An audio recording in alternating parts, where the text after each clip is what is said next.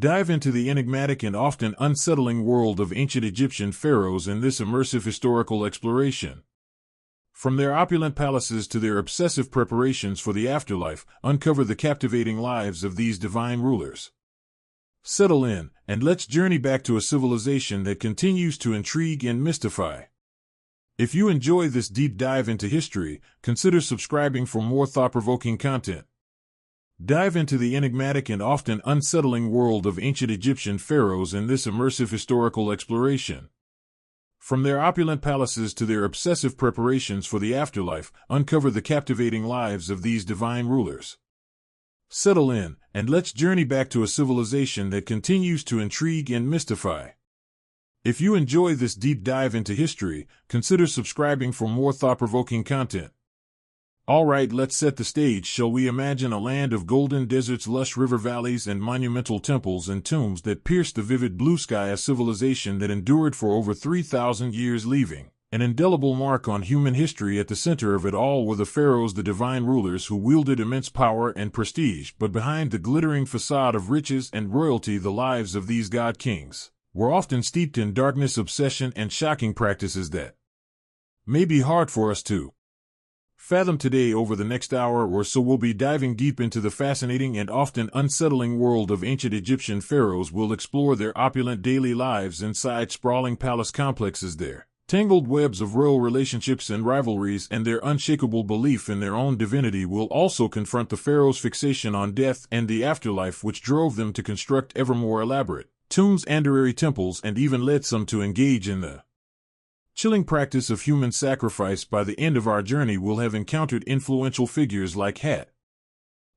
Akhenaten, King Tut, and Ramses II, and traced the captivating mysteries modern archaeologists are still unraveling about their lives and times. It's a story of power, magic, obsession, and eternal legacies that have enthralled the world for centuries. So dim the lights, settle in, and let the intrigues of ancient Egypt softly whisk you away on the wings of history. But before we fully immerse ourselves in the distant past, let's first zoom out and take an ancient Egyptian civilization at its height, stretching from around 3100 BCE to 30 BCE. Ancient Egypt was one of the first and longest-lasting complex societies in human history. The kingdom was born when King Manus unified the disparate tribes of the lush Nile Valley into a single state, taking advantage of the river's fertile floodplains to fuel an agricultural revolution that would be the envy of the ancient world. Over the centuries, Egypt grew into a powerhouse of wealth, culture, and influence. Its land stretching from the Mediterranean Sea to deep into Nubia in the south. The pharaohs presided over a centralized state with a sophisticated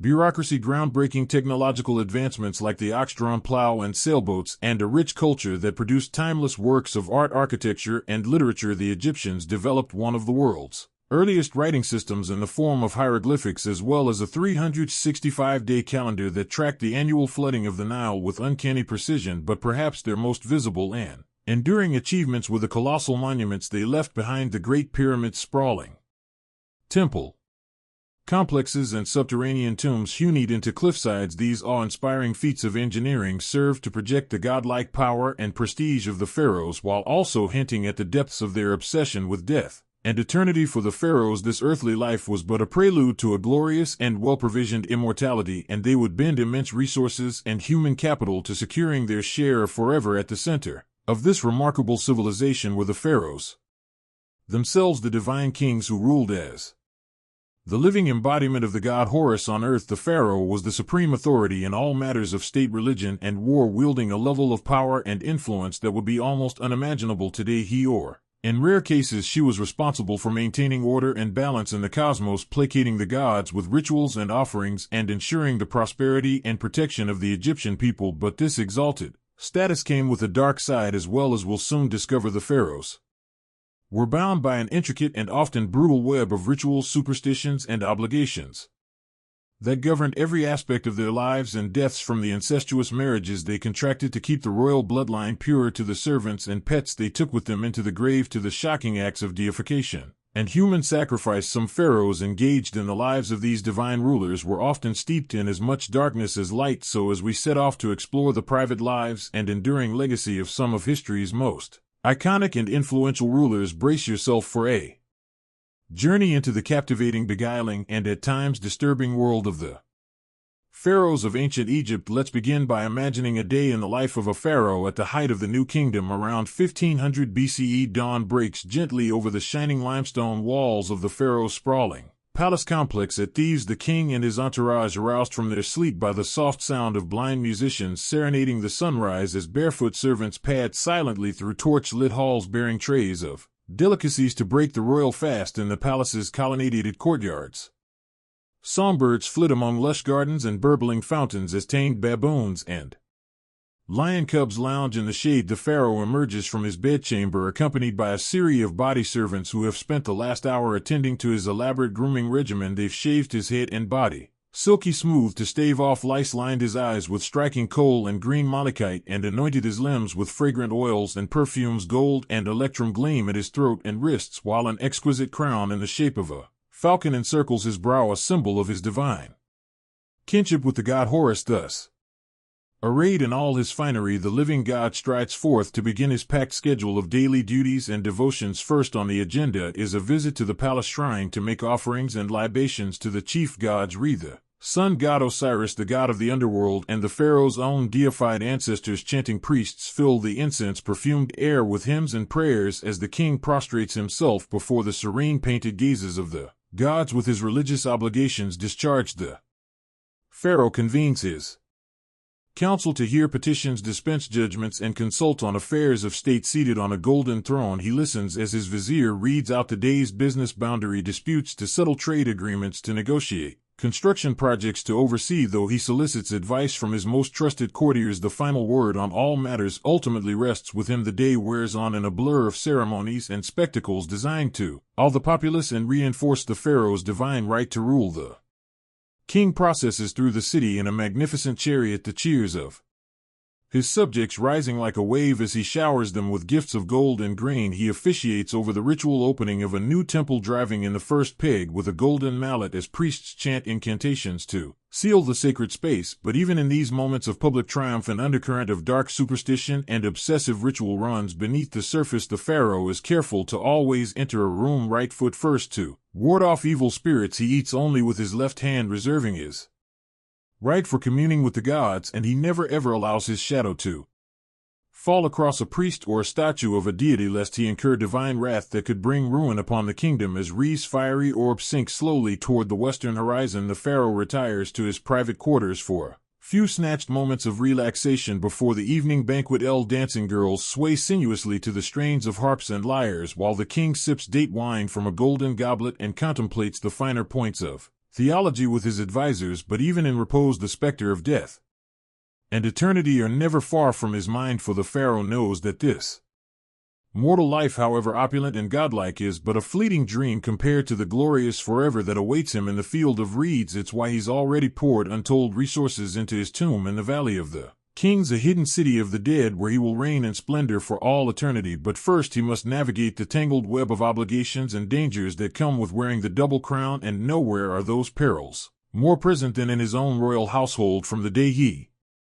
ascends the throne, one of the pharaoh's most pressing duties is to secure the succession by producing a male heir. But in the incestuous hothouse of the royal family, where pharaohs routinely wed their siblings and even their own children to keep the bloodline pure, the battle for power and influence is always seething just beneath the gilded surface. The king's great royal wife may be his half-sister, but that doesn't stop her from plotting with priests and courtiers to advance her own son's claim to the throne over that of his older half-brother. Indeed, the annals of Egyptian history are littered with tales of palace intrigue, rival queens, and ruthless power plays between potential heirs. Take the remarkable story of Hatshepsut, the female pharaoh who ruled as king in her own right for over 20 years in the 15th century BCE. Though she was originally just a regent for her young stepson Thutmose III, Hatshepsut slowly consolidated power, adopting all the masculine trappings of kingship and even depicting herself with a beard in official artwork. Or consider the shocking tale of the heretic pharaoh Akhenaten, who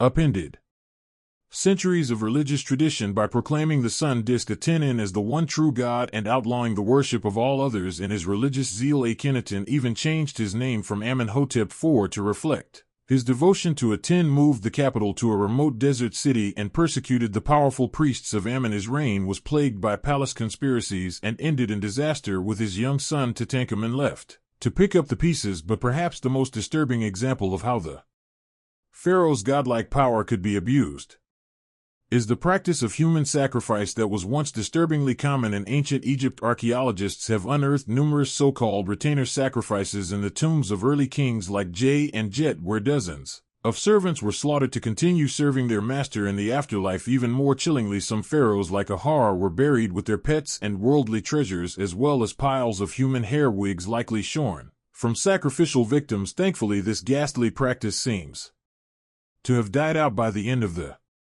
Old Kingdom, as the Egyptians developed more symbolic ways for pharaohs to take their earthly entourage with them into the afterlife, but it remains a dark stain on the otherwise glittering legacy of the pharaohs, a reminder of the unfathomable gulf that separated these divine kings from the teeming masses they ruled over. As the centuries roll on, the pharaohs continue to shape the course of Egyptian history and leave their mark in stone and story. Some, like Ramses II, known as Ramses the Great, presided over the kingdom at the height of its power and splendor, the triumphs and love lives immortalized on the walls of the temples they built to their own glory. Others, like the fabled Cleopatra Iath, became entangled in the high-stakes intrigues of the wider Mediterranean world, their personal charisma and political savvy the stuff of enduring legend. But perhaps no pharaoh has captured the modern imagination quite like the boy king Tutankhamun, whose lavish tomb discovery in 1922 set off a global wave of tortilla and turned the once obscure ruler into a household name. The dazzling treasures found in Tut's tomb, from his iconic golden death mask to the nested coffins and thrones, provided an unprecedented glimpse into the opulence and artistry of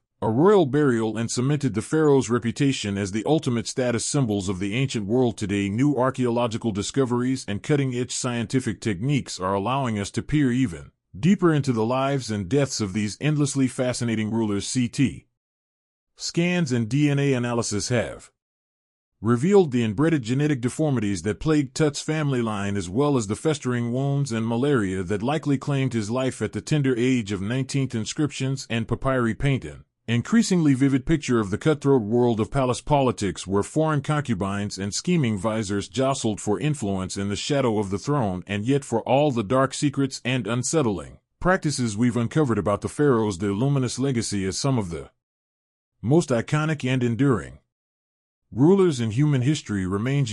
For over 3,000 years, they presided over a civilization of remarkable achievements and innovations, from the mathematical precision of the pyramids to the medical know-how of the world's first brain surgery. They inspired some of the most sublime and enduring works of art and architecture ever created, from the serene beauty of Nefertiti's limestone bust to the colossal majesty of the Colossi of Menon, and they continue to fire our imaginations and tug at our sense of wonder, inviting us to contemplate the mysteries of absolute power and ponder what it means to reach for immortality in the face of the fleeting nature of human life. So the next time you find yourself gazing up at the inscrutable face of the Sphinx or marveling at the golden splendor of Tutankhamun's ceremony mask, take a moment to reflect on the pharaohs who once wielded godlike power over the lives of millions. Theirs is a story of dazzling triumphs and shocking abuses, soaring monuments and chilling body counts, unimaginable wealth and existential dread in the face of eternity. It's a story that reminds us of the heights of human achievement and the depths of our capacity for cruelty, the unquenchable thirst for immortality, and the inescapable reality of death. And it's a story that will continue to captivate us as long as the timeless stones of ancient Egypt keep their secrets close, inviting each new generation to unravel anew the endlessly fascinating riddle of the pharaohs. And with that, we've reached the end of our whirlwind tour through the disturbing and dazzling lives of ancient Egyptian pharaohs. I hope you've enjoyed this deep dive into one of history's most iconic and influential civilizations, and that the stories of these larger-than-life rulers have provided some rich food for thought as you drift off to sleep. As always, thanks so much for tuning in to Boring History and for spending a portion of your day exploring the endlessly fascinating nooks and crannies of our shared human story. If you've enjoyed this immersive journey into the distant past, I'd be thrilled if you could hit that subscribe button and leave a comment sharing your thoughts on the pharaohs and their far-reaching legacy. Until next time, sweet dreams, and may your reveries be filled with the golden light of the eternal sundust, the lush reeds of the field of reeds, and the whispered secrets of the kings and queens who once ruled as living gods over the shimmering sands of ancient Egypt. Good night, as we've seen the pharaohs of ancient Egypt lived lives of opulence and grandeur almost unimaginable today, but behind the glittering facade of gold and gods lay a darker reality, one of unchecked power, mystical obsessions, and the ever-present specter of death perhaps. No pharaoh embodied these contradictions more than Ramses II, also known as Ramses the Great, ascending to the throne around 1279 BC. Ramses would rule for an astonishing 66 years, one of the longest reigns in Egyptian history. He presided over an era of great prosperity and embarked on a massive building campaign, erecting temples, obelisks, and statues across the empire. The sheer scale and grandeur of these monuments were meant to awe his subjects and proclaim his divine power for all eternity, but Ramses II's thirst for glory and immortality knew no bounds. He fathered over 100 children with a vast harem of wives and concubines.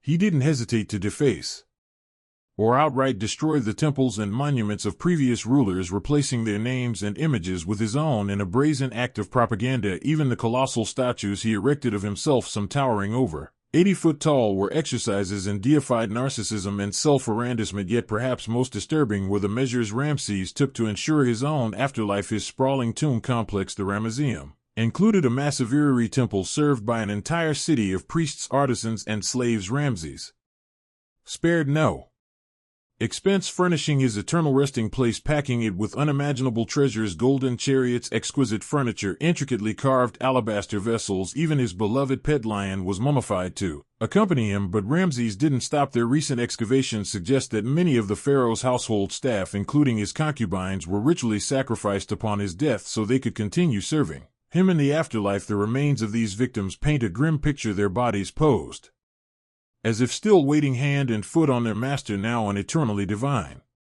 king. It's a chilling reminder of just how far ancient Egyptian rulers were willing to go in their quest for immortality and godlike power. Ramses II may have reigned over a golden age, but he also exploited untold thousands in service of his own vanity and delusions of divinity. The blood and sweat of commoners quite literally built his legacy. While Ramses the Great was a particularly egregious example, he was far from the only pharaoh to abuse his absolute power in such ways. His predecessors, Amenhotep III and Akhenaten, undertook similarly ambitious and self-serving building projects. The boy king Tutankhamun was entombed with a staggering array of priceless treasures, while Cleopatra ruthlessly eliminated her own siblings to secure sole control of the throne. Time and again, the pharaohs proved that their deified status placed them above the moral laws governing ordinary Egyptians. They could upend religious traditions on a whim, take countless sexual partners, seize property and labor, even ritualize murder, all without consequence. The promise of a glorious afterlife made megalomaniacal excess not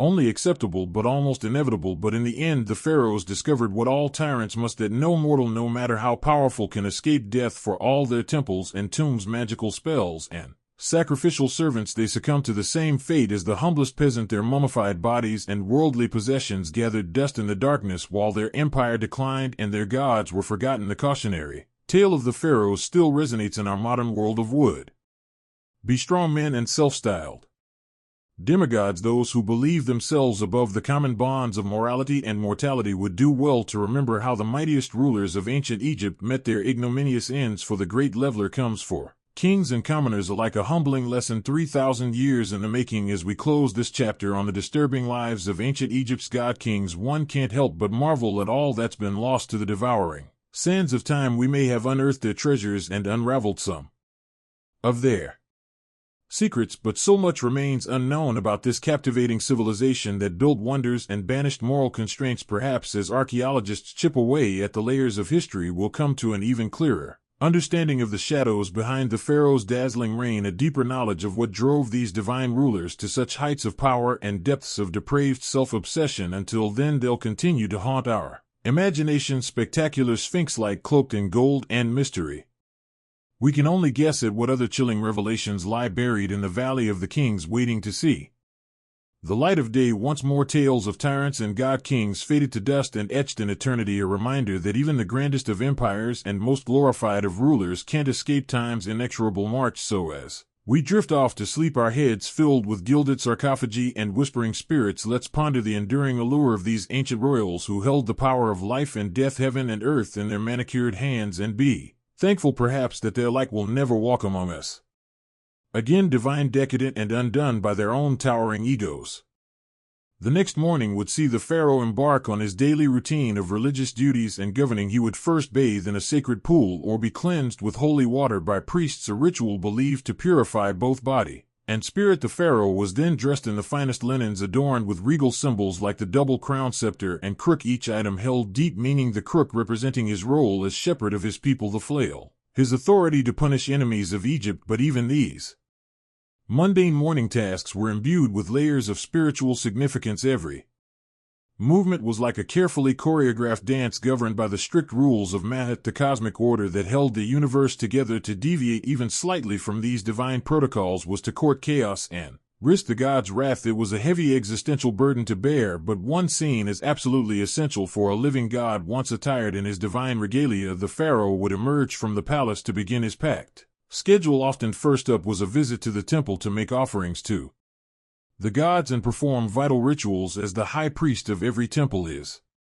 role was to gratify the gods and secure their continued blessings for Egypt. He would deliver offerings, recite sacred spells, and burn incense to the cult statues in the temple sanctuary. No matter how tedious each rite had to be performed with perfect precision, like maintaining a cosmic engine. Even the subtlest mistake could have catastrophic consequences. The famous pyramid texts carved on the walls of royal tombs were essentially a script for the pharaoh to follow in the afterlife, guiding him through the trials to reach the blessed field of reeds. One can only imagine the intense pressure and anxiety of having to execute the rituals flawlessly with the highest stakes imaginable riding on them. With his religious duties complete, the pharaoh would turn to the business of governing Egypt. He would meet with his most trusted advisors who acted as his eyes and ears throughout the land. They delivered reports on the political situation in Egypt and its diplomatic ties with rivals like the Nubians, Hittites, and Mesopotamians. The pharaoh would hear petitions from his people and pronounce his judgments according to Ma'at.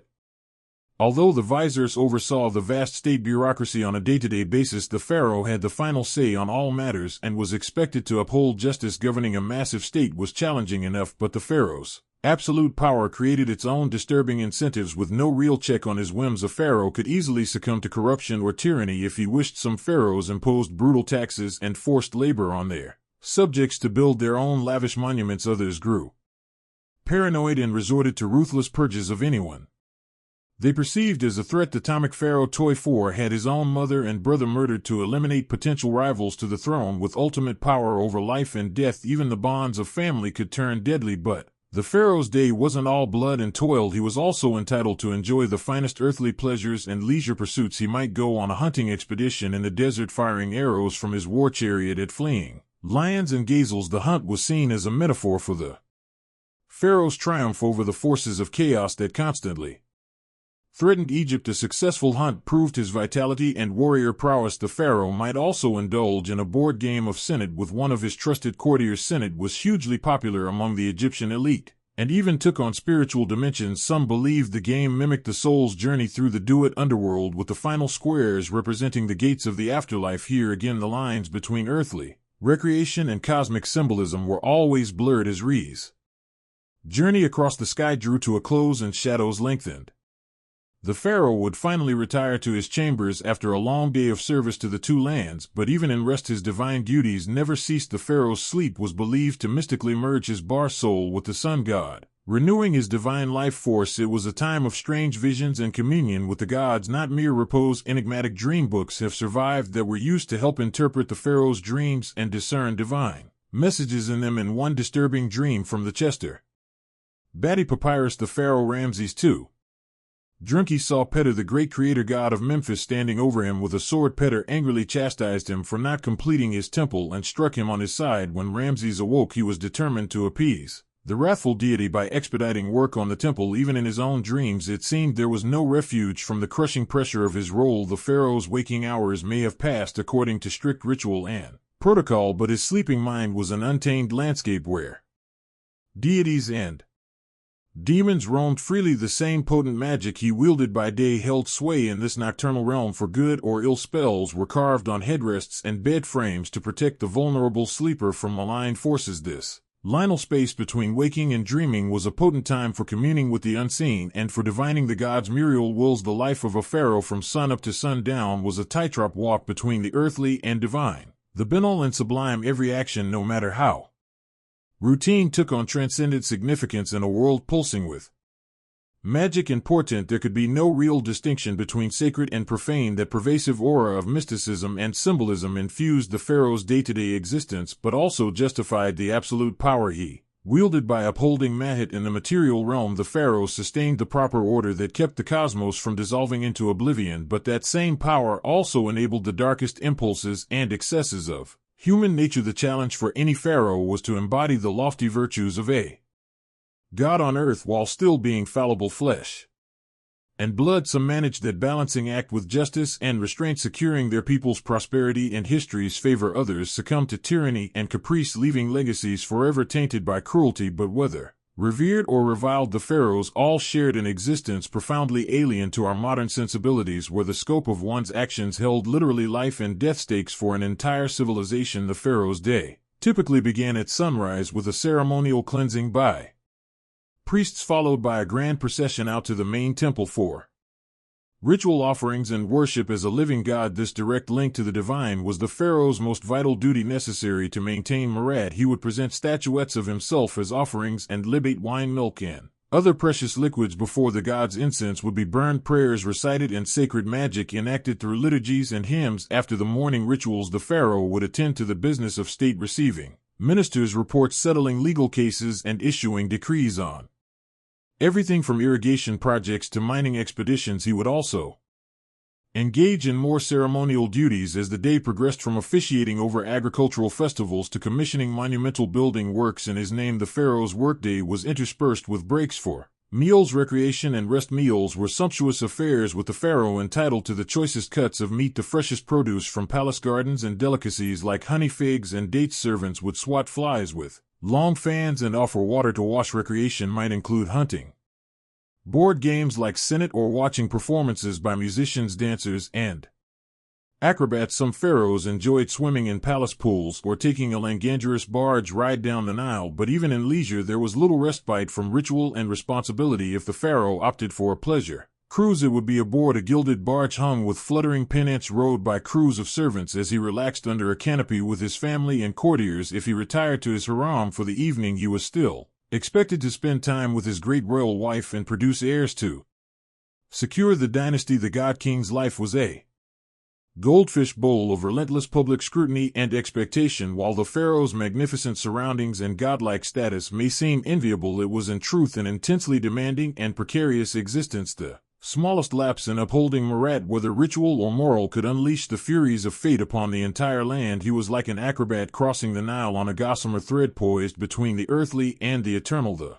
burden of his office was an exhausting marathon of pageantry and weighty decisions with the highest possible stakes in play. As the pharaoh finally retired for the evening, borne aloft on a gilded palanquin to his royal bedchamber, the day's exertions would take their toll. Falling into a dreamless sleep, he could at last slip the yoke of ritual and protocol. However briefly, in the morning the great wheel would turn once more and the demigod would re-emerge to greet the rising sun. But in those darkest hours before dawn, the pharaoh's chamber was a hushed sanctum of shadows and murmuring breaths of stillness and quiet. Herein night's forgiving embrace, he was merely human once more. Royal relationships and rivalries. The ancient Egyptian royal court was a hothouse of political intrigue, power plays, and Machiavellian machinations. At its apex was the pharaoh himself, the nucleus around which courtiers, officials, priests, and supplicants all revolved like planets around the sun. But the pharaoh was far from alone in his gilded cage. From incestuous marriages to murderous feuds, the intimate relationships and sting rivalries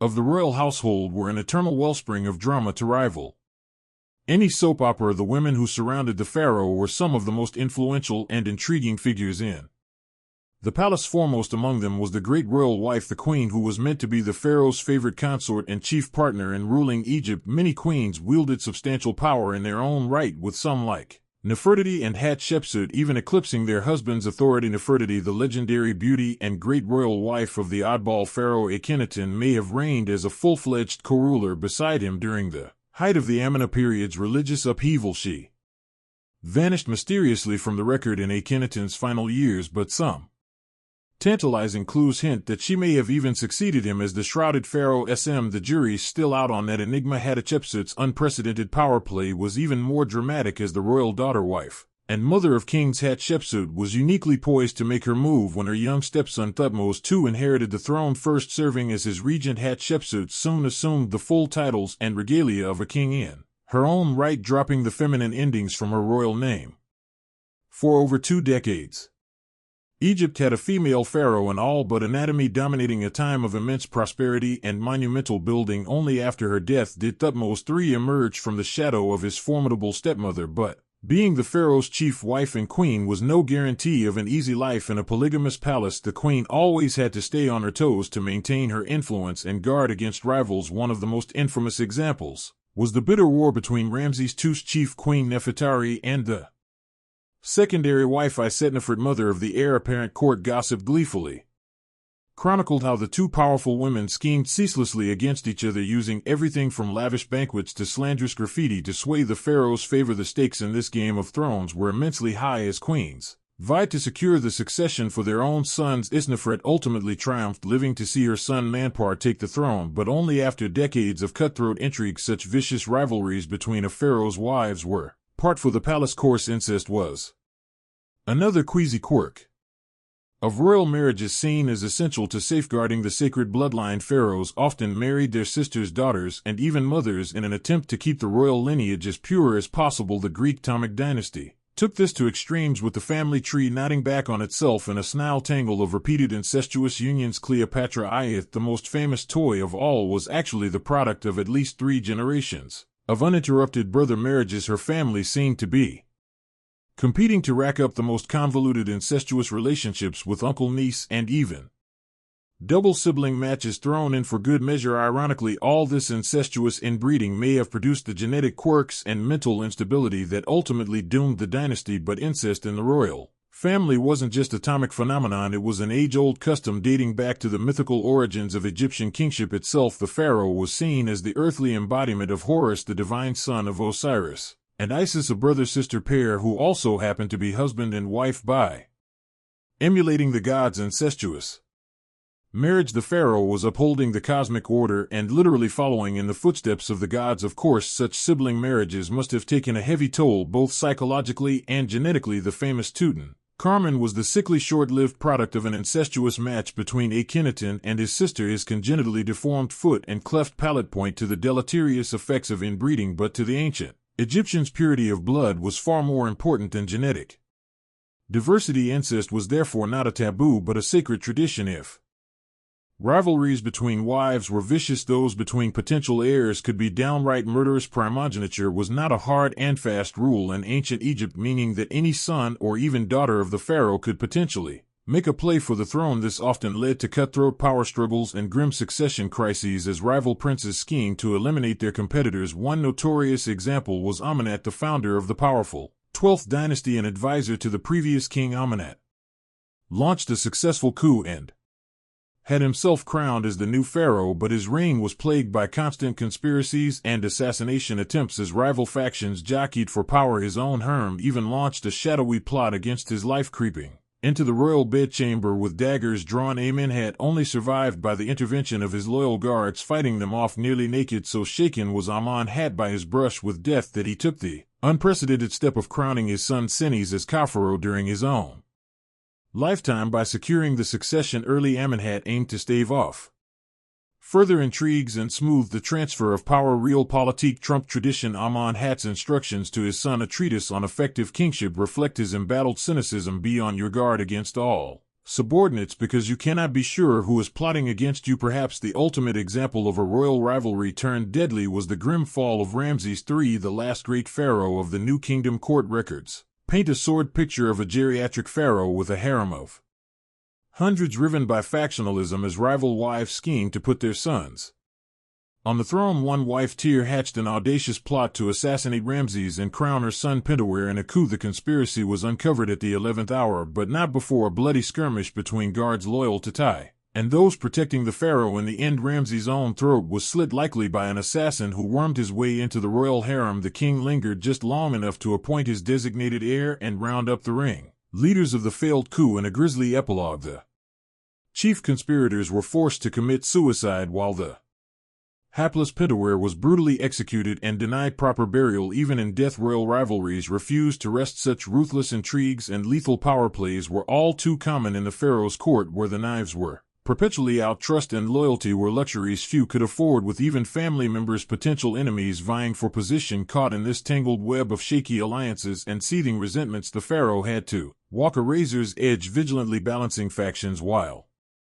watching his own back. Heavy was the head that wore the double crown. Gods on earth, the pharaoh as divine ruler more than mere monarchs. The pharaohs of ancient Egypt were living deities straddling the boundary between the earthly and divine. Each pharaoh was seen as the embodiment of Horus, the falcon-headed sky god, and the son of the great sun god Re. As the practice of retainer sacrifice, also known as retainer burial, was one of the most chilling customs in ancient Egypt. The idea was that servants, both human and animal, who attended the pharaoh in life would continue to serve him in death and the afterlife. This was seen as an honor to accompany one's king for eternity, but to our modern sensibilities, it's a staggering loss of life in the name of royal luxuries. Some of the earliest evidence of retainer sacrifice comes from subsidiary graves around the royal tombs of the first dynasty pharaohs at Abydos. These subsidiary graves contain the remains of servants as well as food, furniture, jewelry, and tools, all the things deemed necessary to serve the pharaoh in the afterlife. The tomb of King Jer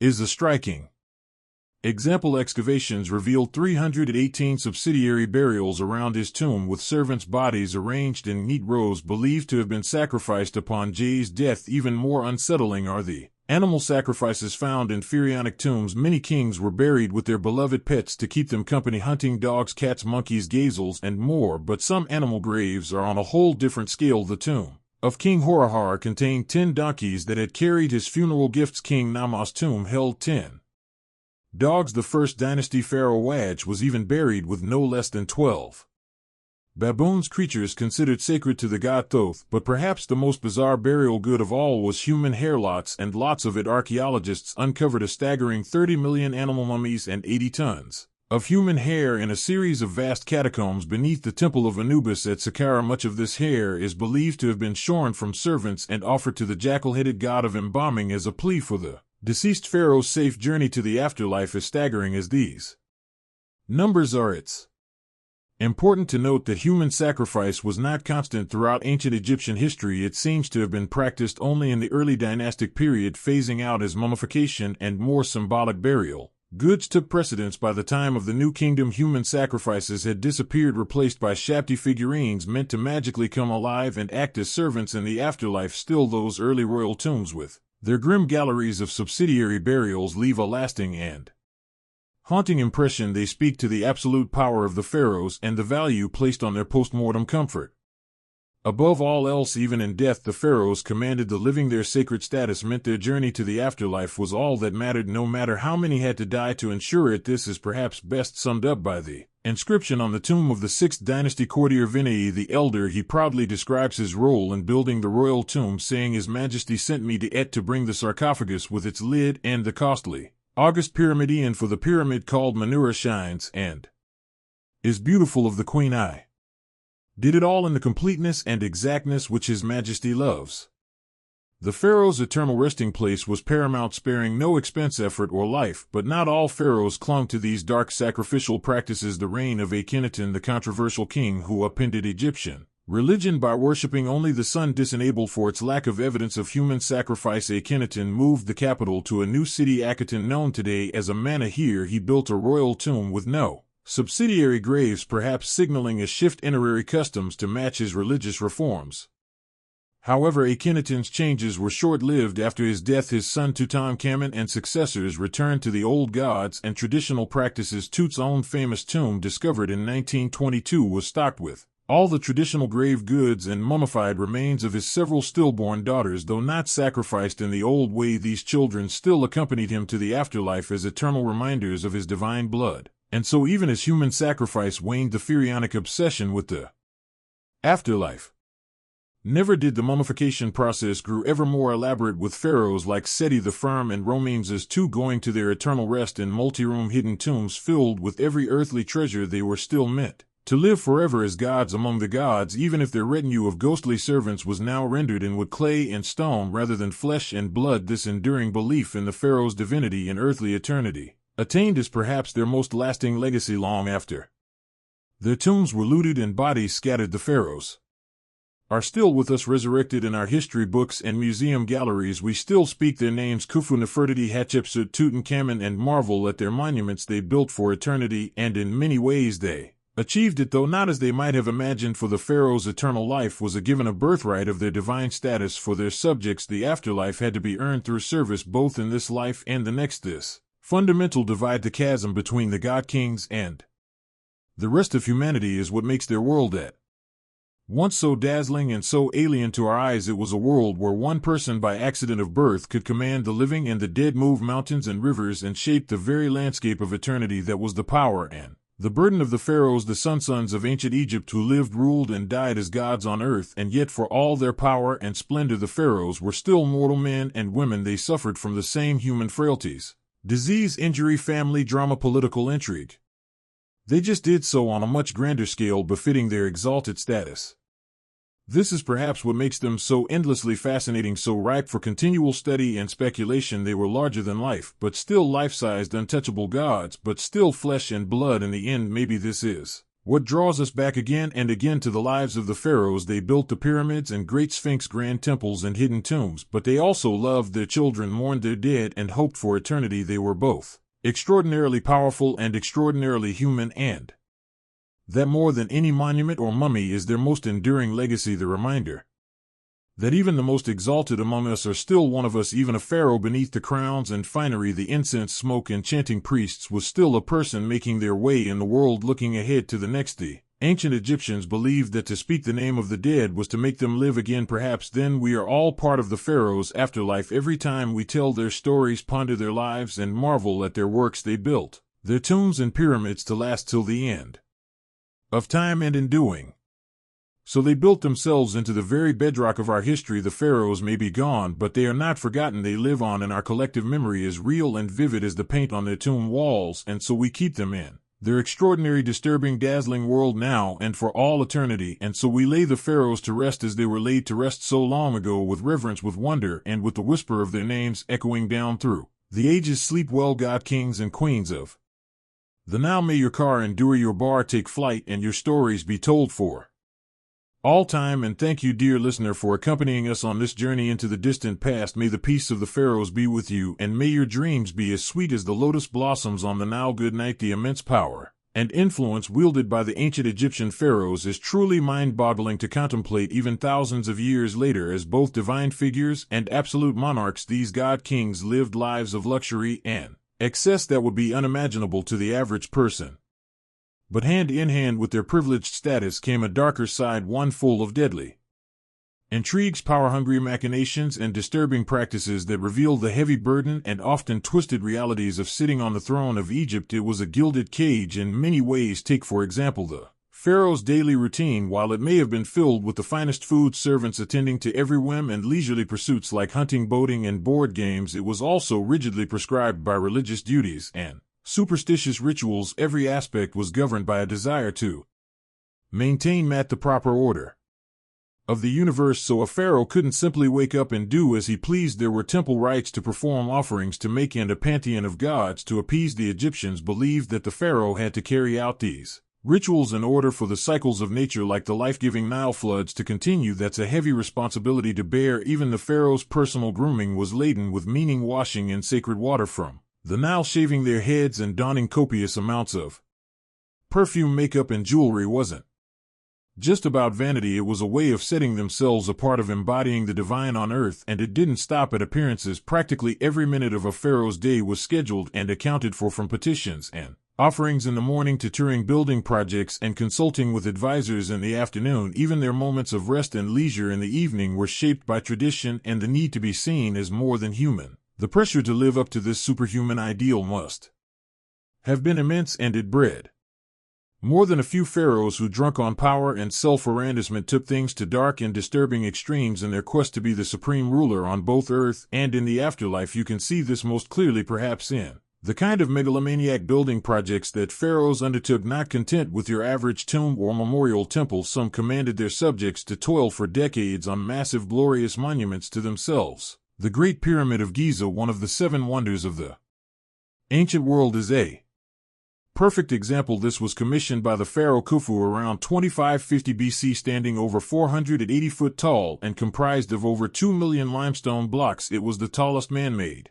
structure in the world for almost 4,000 years. The logistics and labor that went into building Khufu's pyramid are staggering to contemplate. Stones weighing an average of over 2 tons had to be quarried, transported, and assembled with absolute precision using only primitive copper chisels, bronze saws, wooden rollers, and sleds, ramps, levers, and pulleys. Experts estimate it took over 20,000 workers and as long as 27 years to complete, and for what all to house the corpse of one man and ensure his safe passage to the afterlife. It's an astounding, and some would say appalling, display of power and self-arrangement, not to mention that life was incredibly harsh for the armies of workers who built pyramids like Khufu's. They may not have been slaves, as popular law often suggests, but the backbreaking work took a serious toll. Scans of skeletal remains from the workers' cemeteries show high rates of arthritis injuries and stress. Pyramid building eventually fell out of favor, perhaps becoming too costly and time-consuming even for the pharaohs, but the rich and powerful still found other ways to flaunt their wealth in the face of death. Take King Tuten, the famed boy king who ruled in the 14th century BC. While he died young and had a relatively short reign, his golden death mask and opulent grave goods have become enduring symbols of ancient Egypt's wealth and splendor. When Howard Carter unsealed King Tut's small tomb in 1922, he found room after room stuffed to the brim with a dazzling array of over 5,000 priceless objects: golden shrines, jewel-encrusted chests, intricately carved furniture, chariots, clothes, perfumes, and even food and wine to sustain Tut in the afterlife. The sensational discovery ignited a wave of Tut mania around the world and introduced millions to the glories of ancient Egypt, but it also highlights the phenomenal excess enjoyed by the pharaohs, even the minor ones like Tutankhamun. Some rulers took it even further, burying loyal subjects with them to serve them in death as they had in life. This is a practice known as retainer sacrifice, and evidence for it has been found in some of the earliest royal tombs going back to the First Dynasty around 3000 BC. In tombs at the royal burial ground of Abydos, archaeologists discovered the remains of court officials, servants, and even dogs arrayed around the pharaoh's sarcophagus and subsidiary graves. It seems these unlucky attendants were sacrificed to continue their duties in the afterlife, a disturbing reflection of how much the pharaoh's power extended beyond the grave.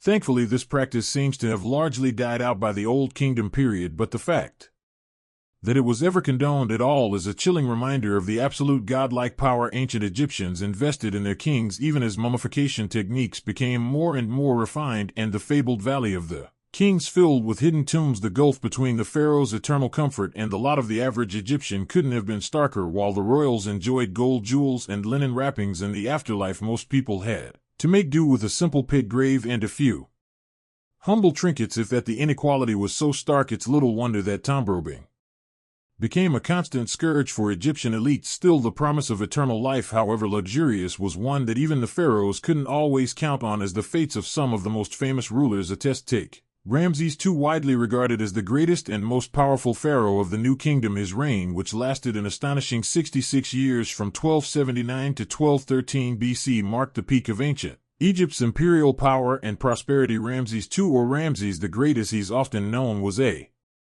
military leader who expanded Egypt's reach in Nubia, Libya, and the Levant. He was also a prolific builder who erected many grand temples, statues, and monuments, but for all his glory in life, Ramses II didn't exactly get the restful and dignified eternity he probably expected. His mummy has been moved and disturbed countless times over the millennia, as tomb robbers, priests, and archaeologists have all had a hand in its fate. When Ramses' mummy was finally unwrapped in 1886 by Gaston Maspero, the head of the Egyptian Antiquities Service, it was found to be in poor condition. The king's body was broken into pieces, many bones were missing, and a gaping hole in the skull suggested the work of ancient Lutter. Still, with his long aquiline nose, strong jaw, and shock of white hair, Ramses was an imposing figure even in death. His mummy is now on display at the National Museum of Egyptian Civilization in Cairo, a far cry from his original resting place in the Valley of the Kings, but no less a potent symbol of his enduring power and mystique. In the end, perhaps it's this very mystique, this mix of the marvelous and the macabre, the inspiring and the unsettling, that keeps us so fascinated by the pharaohs of ancient Egypt. They were larger-than-life figures who wielded immense power and wealth, but They were also mortal men subject to the same fears, foibles, and fates as the rest of us. Peering into their lives, their triumphs and excesses, their vanities and vulnerabilities is like holding up a mirror to the human condition. We see the heights to which we can ascend and the depths to which we can sink. We marvel at the ingenuity and artistry of an ancient civilization, even as we recoil at some of its more disturbing practices. Most of all, we come face to face with the stark realities of power, its seductions and its pitfalls, its uses and its abuses. The pharaohs may have ruled as gods on earth, but they were also prisoners of a system that demanded constant displays of strength, piety, and conspicuous consumption. In that sense, perhaps we can even feel a twinge of sympathy for these divine rulers trapped in their gilded cages, burdened with the weight of an entire civilization's hopes, dreams, and fears. It's a far cry from the glamorous and carefree existence we might imagine for a god-king, but then again, that's the enduring allure of ancient Egypt. It defies our expectations and challenges our assumptions at every turn. It is a civilization that was at once familiar and alien, majestic and monstrous, enlightened and benignant, and the pharaohs, for all their flaws and foibles, were the avatars of this endlessly fascinating world. They may have lived and died thousands of years ago, but their stories, their secrets, and their splendors continue to haunt us to this day. We will likely never fully unravel all the mysteries of the pharaohs and their world, but that doesn't stop us from trying, from poring over every scrap of papyrus, studying every mummy and monument, sifting through every grain of desert sand for clues to their lives and times. In a way, that's the greatest legacy of the pharaohs, not the pyramids or the golden treasures, but the enduring sense of wonder and curiosity they inspire in us, the tantalizing glimpse they offer into a world at once vanished and vivid, lost and everlasting. So perhaps the real question is not what we can learn from the pharaohs, but what we can learn about ourselves in our endless fascination with them. What does our obsession with these ancient rulers say about our own hopes, dreams, and fears? What does it reveal about our relationship to power, to death, to the eternal mysteries of the human heart? These are questions that may never have definitive answers, but they are worth pondering nonetheless, just as the pharaohs themselves continue to beguile and bewilder us, inviting us to explore ever deeper the labyrinthine recesses of their world and our own. And so the story of the pharaohs endures as it has for millennia, a tale of power and pause, of glory and despair, of the eternal dance between light and shadow that defines the human condition. It is a story that will continue to be told and retold as long as there are those who seek to peer behind the veil of history and glimpse the faces of those who once ruled as gods among men. The pharaoh would begin his morning ablutions in an ornate limestone washroom where a small army of servants waited to assist their living god. First, they would delicately wrap him in fine linen towels and escort him to a gleaming copper bathing tub filled with water lotus flowers floating on the surface. As he stepped in, the servants would carefully wash the pharaoh's body with natron, a mineral salt that cleansed and softened the skin. They paid special attention to his hands and feet, gently scrubbing away any dirt or impurities. After bathing, the pharaoh would be dried off and a servant would appear bearing a tray of fragrant oils. With practiced motions, he would anoint the king from head to toe, massaging the oils into his skin until it glowed. These sacred unwashed incense of myrrh, frankincense, and cinnamon were believed to have magical protective properties, shielding the pharaoh from evil spirits and misfortune. A dab of black coal was carefully applied around his eyes, not just for beauty but to deflect the harsh glare of the sun god Ra and ward off eye infections. Next came the pharaoh's iconic regalia, the crown, scepters, and jewels that denoted his supreme status. Every item was imbued with layers of religious and political symbolism. The distinctive double crown, for example, represented the unification of Upper and Lower Egypt under the pharaoh's divine rule. A designated servant would reverentially lift the lapis lazuli and gold headdress and place it atop the king's head, taking great care to arrange it just so. Then would come the crook and flail, implements of kingship, often depicted crossed over the pharaoh's chest. In art and sculpture, the crook symbolized his role as shepherd of his people, while the flail represented his ability to mete out punishment to enemies of the state. Once adorned, the pharaoh would emerge from his chambers to greet the day, a glittering vision,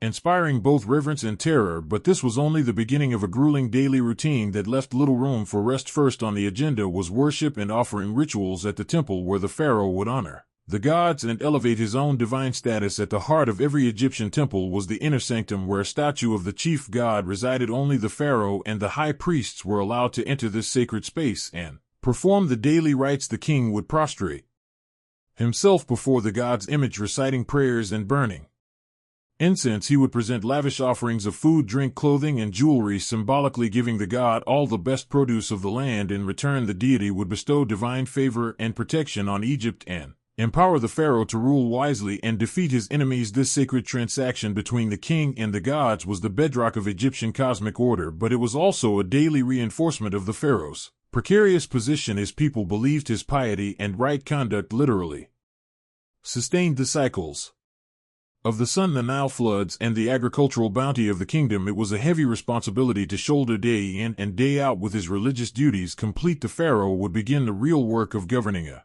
task he largely delegated to his most trusted advisors. The pharaoh's prime minister, known as the vizier, oversaw the sprawling administrative apparatus that kept the kingdom running smoothly. A huge bureaucracy of scribes, tax collectors, and local officials managed everything from recording the Nile flood levels and grain harvests to dispensing justice in the courts. But the pharaoh was expected to take an active role in decision-making on key issues like diplomacy, trade, and monumental building projects. He would consult with his advisors in an audience chamber seated on a golden throne flanked by statues of the falcon god Horus and the cobra goddess Wadjet. Painted on the walls around him were scenes of the pharaoh smiting foreign enemies and offering to the gods potent reminders of his larger-than-life duties. Seated at his feet on Attis would be his great royal wife, the queen, who bore the next heir to the throne. The vizier and other courtiers would bow low before the royal couple, hands raised in supplication, awaiting their orders. Messengers and petitioners would be ushered in to deliver reports on the state of the kingdom or beg boons from the pharaoh. There might be disturbing news of a military skirmish at the border requiring the king to marshal his armies, or a request to send aid to a region facing drought and famine. Diplomats from foreign lands would present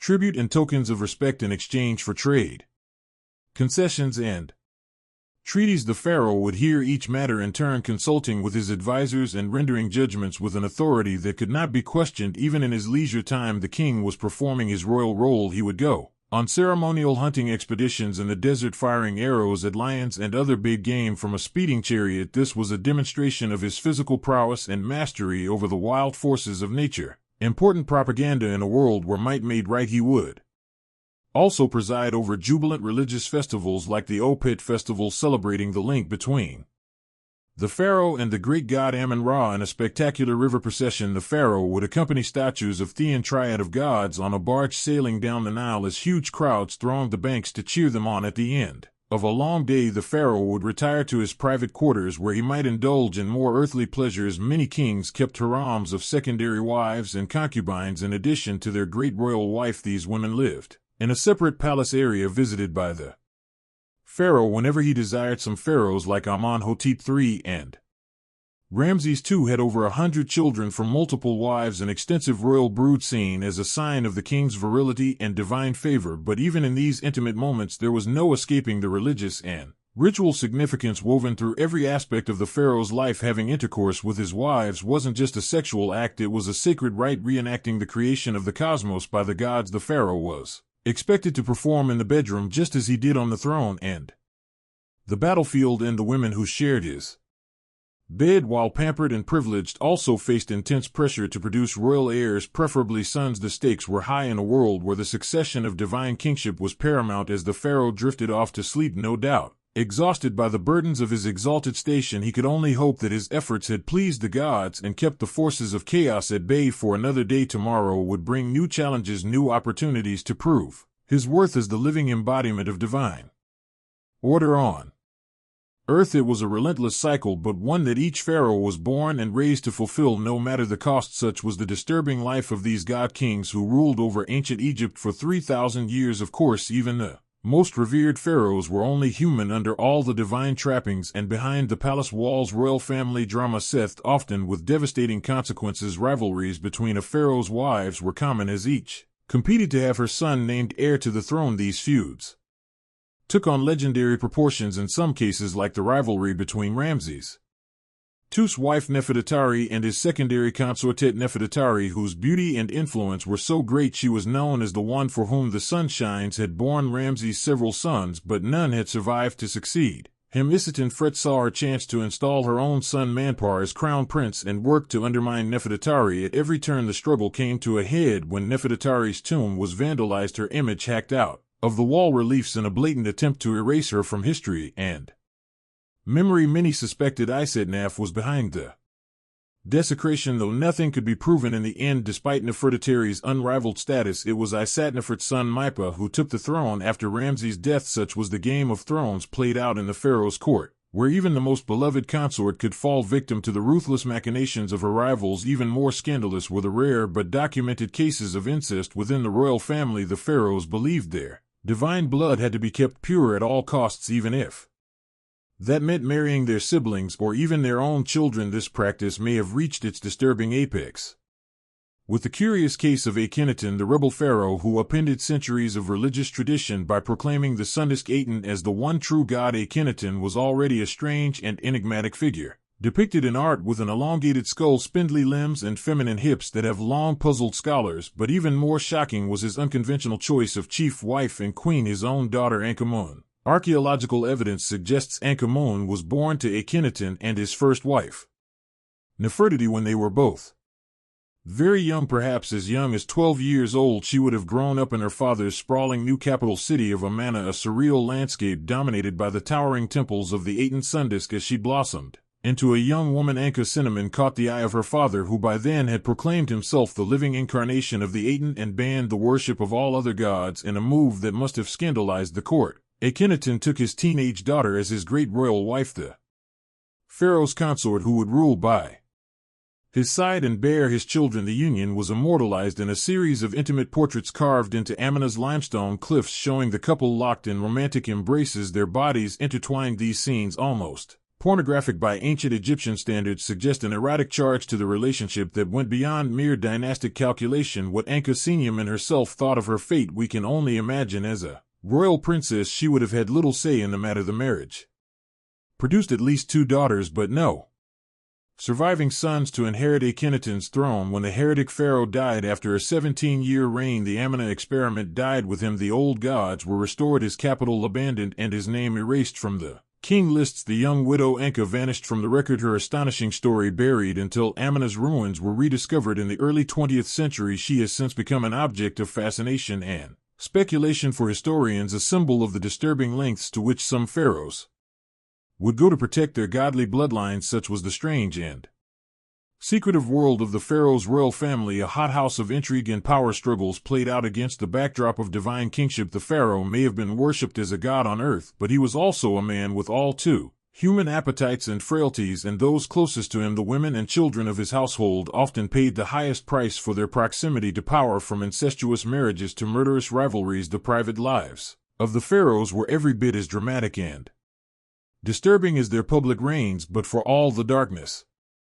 and dysfunction lurking behind palace walls, the pharaohs never lost sight of their ultimate obsession, their own divinity and immortality. From the moment they took the throne, every pharaoh was already planning for the moment they would leave it and ascend to join the gods in the eternal afterlife, and no pharaoh undertook this quest for immortality more assiduously or on a grander scale than the builder of the Great Pyramid of Giza, the legendary Khufu, ruling in the 4th dynasty of the Old Kingdom around 2550 BCE. Khufu was the son of the pharaoh Neferu, who had pioneered pyramid building with his innovative bent and red pyramids, but Khufu was determined to outdo his father and erect a monument that would stand the test of eternity. The result was the Great Pyramid, a towering edifice of 2.3 million limestone blocks rising 481 feet into the desert sky. Even today, it remains the largest single building ever constructed by human hands, a testament to one man's monumental ego and the extraordinary lengths he would go to achieve immortality. The Great Pyramid was more than just a tomb. It was a resurrection machine designed to harness the power of the sun god Ra and the magic of Egyptian engineering to launch Khufu's spirit into the cosmic realms of the gods. Every aspect of its design was suffused with religious symbolism, andirary spells from the pyramid texts, the oldest sacred writings in Egypt. The pyramid's smooth, angled sides were clad in polished white limestone that would have made it shine like a giant prism in the desert sun, a radiant beacon guiding Khufu's soul to the heavens. Inside, a series of narrow ascending and descending passages led to the king's burial chamber deep in the heart of the pyramid. This was the most sacred space of all, where Khufu's mummified body would rest in a granite sarcophagus surrounded by all the treasures and supplies he would need for The afterlife, the chamber, was a marvel of precision engineering, its walls lined with massive granite blocks fitted so tightly you couldn't slip a piece of paper between them. This was meant to seal the king's body and possessions away from thieves and intruders for all eternity, a secure staging ground for his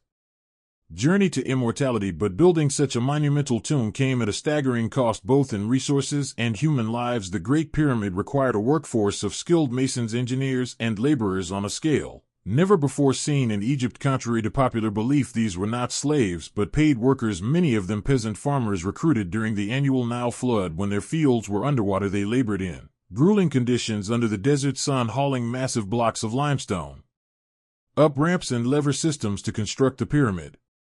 Layer by meticulous layer, overseeing this vast operation was the pharaoh's cousin Hemiunu, the royal architect who had designed the pyramid and now managed its construction like a military campaign. He commanded an army of overseers and foremen who pushed the workers to their limits, driven by the knowledge that the pharaoh's immortality depended on their speed and precision. Accidents and deaths were an accepted part of the job, with some workers even buried in the shadow of the pyramid. They had died building the human cost of Khufu's ambition was immense, but to the pharaoh it was a price worth paying for eternal life. He saw himself as a divine being, a god incarnate whose spirit would live forever among the stars of the northern sky. The pyramid was his stairway to heaven, a monumental feat of will and engineering that would ensure his name and legacy endured for all time. And in a sense he was right. 4,500 years later we are still marveling at the Great Pyramid and the disturbing lengths to which one pharaoh went to achieve immortality. But even Khufu's audacious monument pales in comparison to the extraordinary measures some of his successors took to equip themselves for the afterlife. As the prosperity and power of the old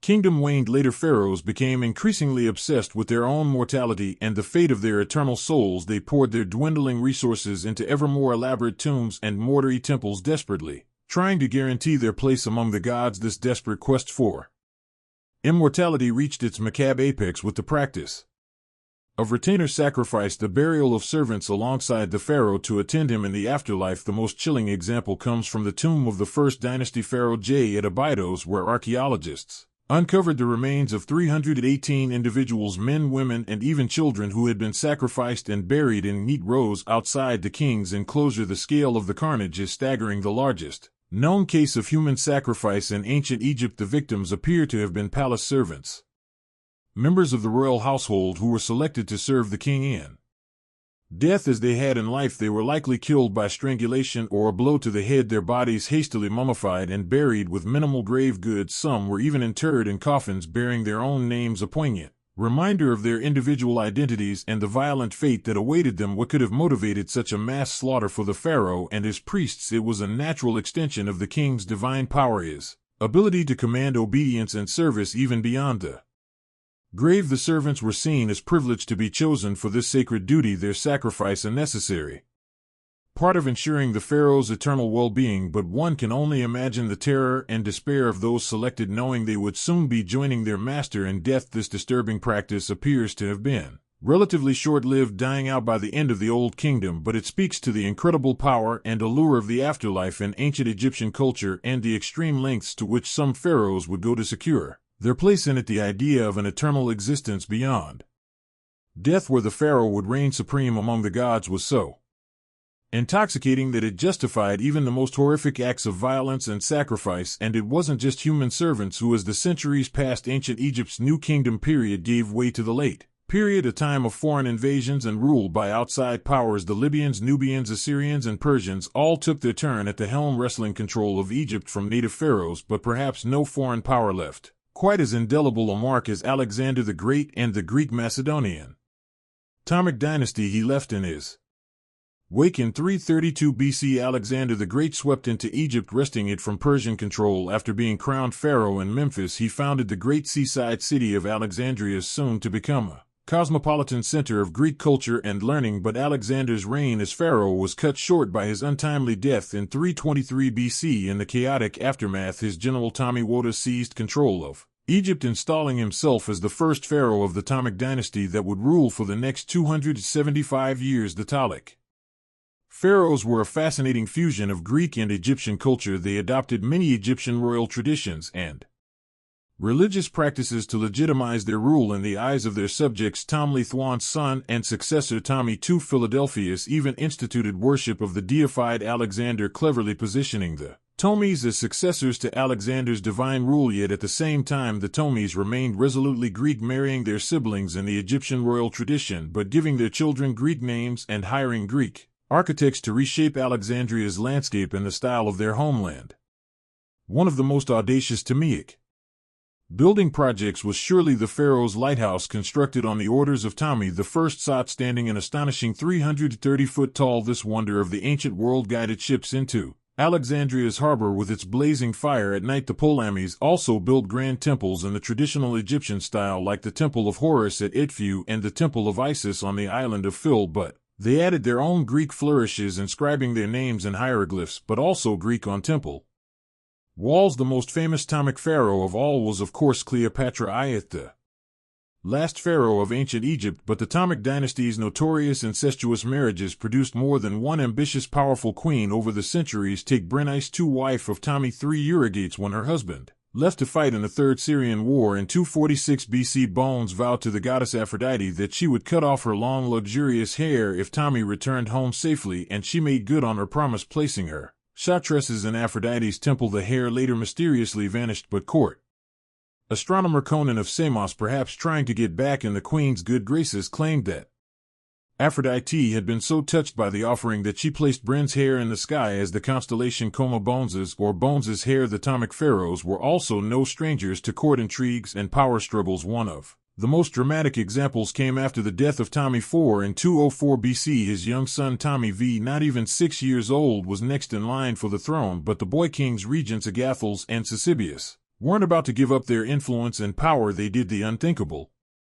Having the young pharaoh's mother Arzino was guarded by the most loyal and fearsome of his warriors, but even with all of these precautions, the life of a pharaoh was a precarious one. The annals of Egyptian history are filled with the stories of pharaohs who met untimely and often gruesome ends, from assassination and warfare to disease and dark sorcery. In the end, the pharaoh was as much a prisoner of his divine role as he was its beneficiary. For all of his power and privilege, he was ultimately a slave to the crushing weight of tradition, superstition, and the unyielding expectations of his gods and his people. The life of a pharaoh was indeed a gilded cage, opulent and glittering on the outside, but constricted. Step into the world of medieval cuisine, dear listener, where food was often a test of endurance rather than a source of joy. As you settle in for this historical journey, feel free to share in the comments where you're tuning in from and what drew you to this tale of gritty bread and watery ale. If you find solace in exploring the past to unwind, consider subscribing for more calming historical narratives. Picture, if you will, a rustic table set with a humble meal, a bowl of thin, bland porridge, a hunk of dense, coarse bread, and perhaps a few morsels of tough, stringy meat if the diner is lucky. This was the fare that sustained most people in medieval times. While kings and nobles feasted on lavish, multi-course banquets, the average peasant subsisted on a diet as meager as it was monotonous. What factors conspired to make food in the Middle Ages so unappetizing for the masses? Let us explore this question and transport ourselves back to a time when filling one's belly was a daily struggle. In a medieval peasant's home, the aroma of exotic spices was noticeably absent. Cinnamon, ginger, nutmeg, pepper, these were luxuries reserved for the wealthy, brought from distant lands by intrepid merchants. Imagine the life of a spice trader in those times, navigating the treacherous Silk Road to bring a taste of opulence to European shores. For a glimpse of the value placed on these rare flavors, consider that in the 11th century, a pound of nutmeg cost 7 fattened oxen. The prohibitive expense of spices meant that the common folk had to make do with the pungent notes of garlic, mustard, and vinegar to enliven their plain fare. The blandness of peasant cuisine was not helped by the scarcity of fresh produce. Without reliable means of preservation, fruits and vegetables were seasonal treats at best. The lucky few who had access to a plot of land might grow some hardy crops like onions, leeks, and cabbages, but these were hardly enough to balance out a diet heavily reliant on grains. Breads and porridges made from barley, rye, and wheat formed the backbone of most meals, sometimes supplemented with legumes like peas and beans. While this diet was filling, it lacked essential nutrients, leading to widespread malnutrition and stunted growth.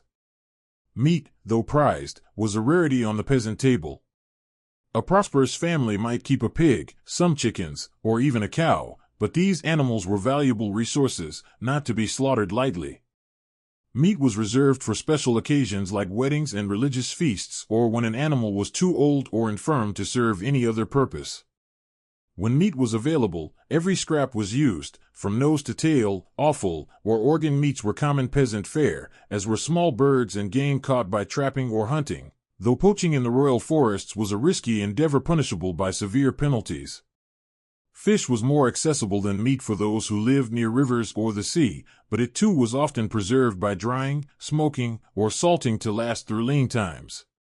The result was a far cry from the delicate, flaky fillets we enjoy today. Herring, cod, and eel were among the most common catches, and they would be packed in barrels with generous amounts of salt to stave off spoilage. Freshwater fish like carp and pike were a delicacy reserved for the nobility, who maintained private fish ponds on their estates. The scarcity of fresh food meant that medieval cooks had to get creative with preservation methods. Pickling, fermentation, and drying were all common techniques to extend the shelf life of perishables. Cabbage would be shredded and fermented into sauerkraut, cucumbers and onions pickled in vinegar, and fruits like apples and pears dried for winter storage. These preserved foods added some much-needed variety to the peasant diet, but they were a far cry from the vibrant flavors of fresh produce. Even staples like bread and ale, which formed the foundation of medieval sustenance, were not always trustworthy.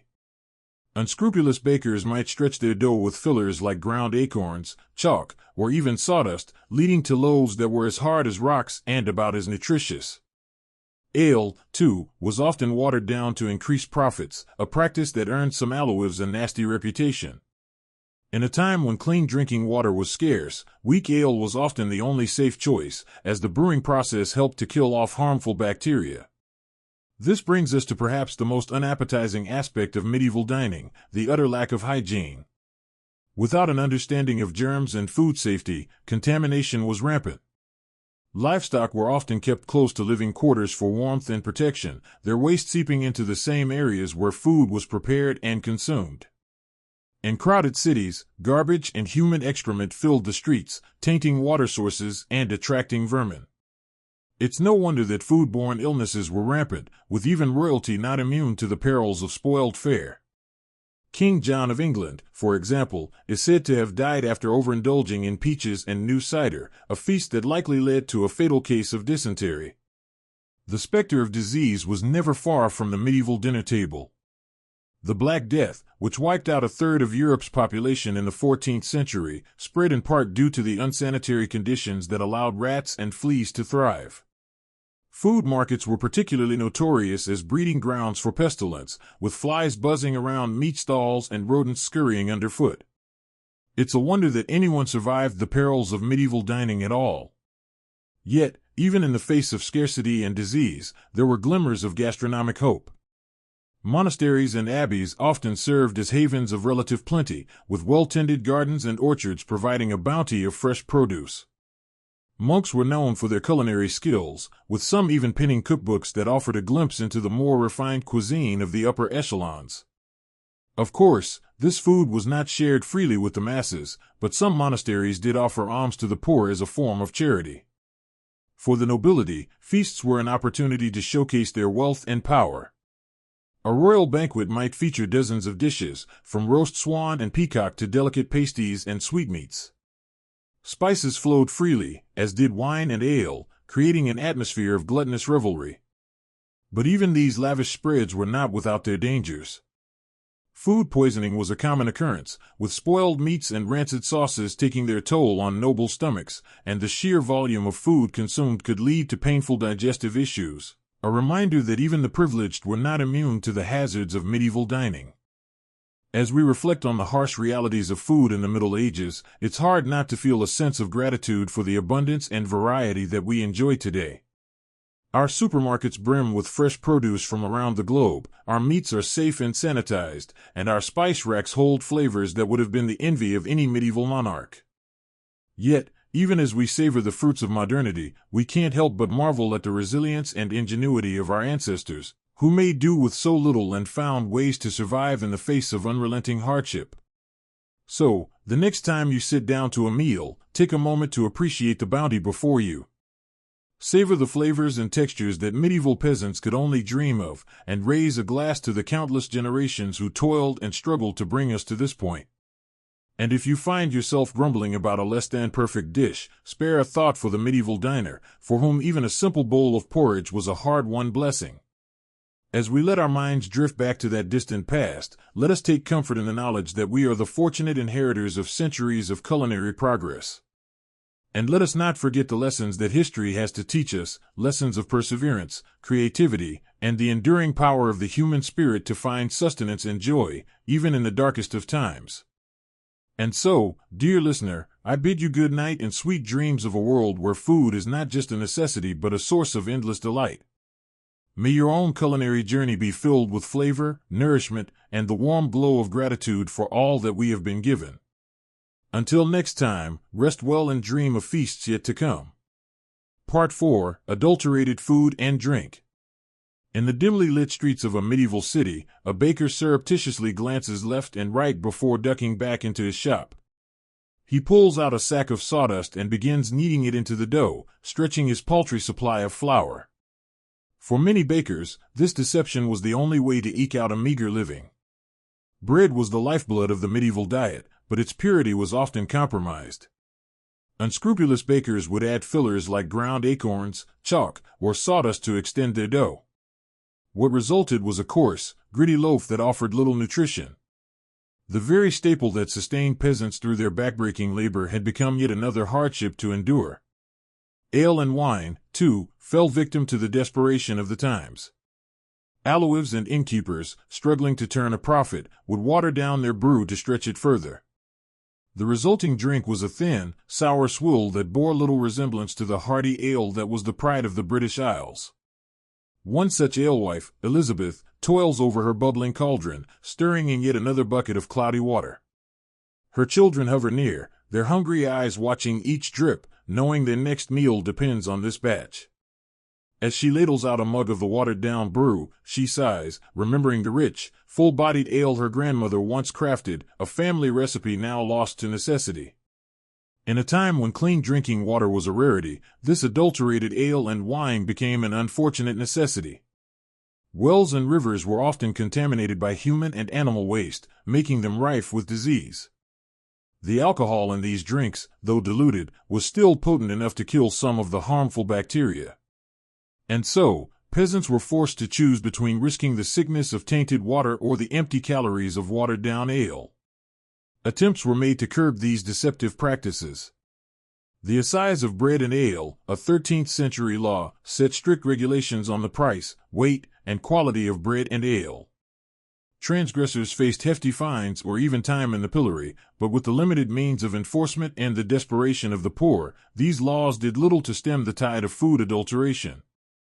And so, the medieval peasant's lot was one of constant compromise, a balancing act between the gnawing pain of hunger and the bitter disappointment of adulterated food. Each mouthful was a reminder of their precarious existence, where even the most basic sustenance could not be taken for granted. As we delve further into the realities of medieval food, we must remember that these were not just historical facts but the daily struggles of real people. In our next chapter, we'll explore how the very spaces in which they lived contributed to the challenges they faced in securing a decent meal. The close quarters shared by man and beast and the lack of sanitation that plagued medieval cities made the simple act of eating a perilous proposition. Part 5: Unsanitary Conditions. Picture, if you will, a small, thatched cottage huddled against the chill of a medieval winter. Inside, a family huddles around a meager fire, their breath mingling with the steam rising from a bubbling pot of pottage. In the corner, a pig roots through the rushes covering the dirt floor.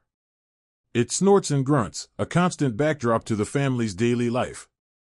This was the reality for many medieval peasants, a life lived in close quarters with their livestock. Animals were often kept inside the home for warmth and safety, their dung and debris mingling with the straw and rushes that served as the only floor covering. It was a breeding ground for disease, with fleas and lice thriving in the unsanitary conditions. Even in the grandest castles, sanitation was a challenge. Without a proper understanding of hygiene, even the most lavish feasts could end in tragedy. The story of King John of England serves as a poignant example. In 1216, while traveling across the country, the king fell ill after consuming a surfeit of peaches. Historians now believe these peaches were likely spoiled, leading to a case of dysentery that ultimately claimed the king's life. In the crowded cities of medieval Europe, the situation was even more dire.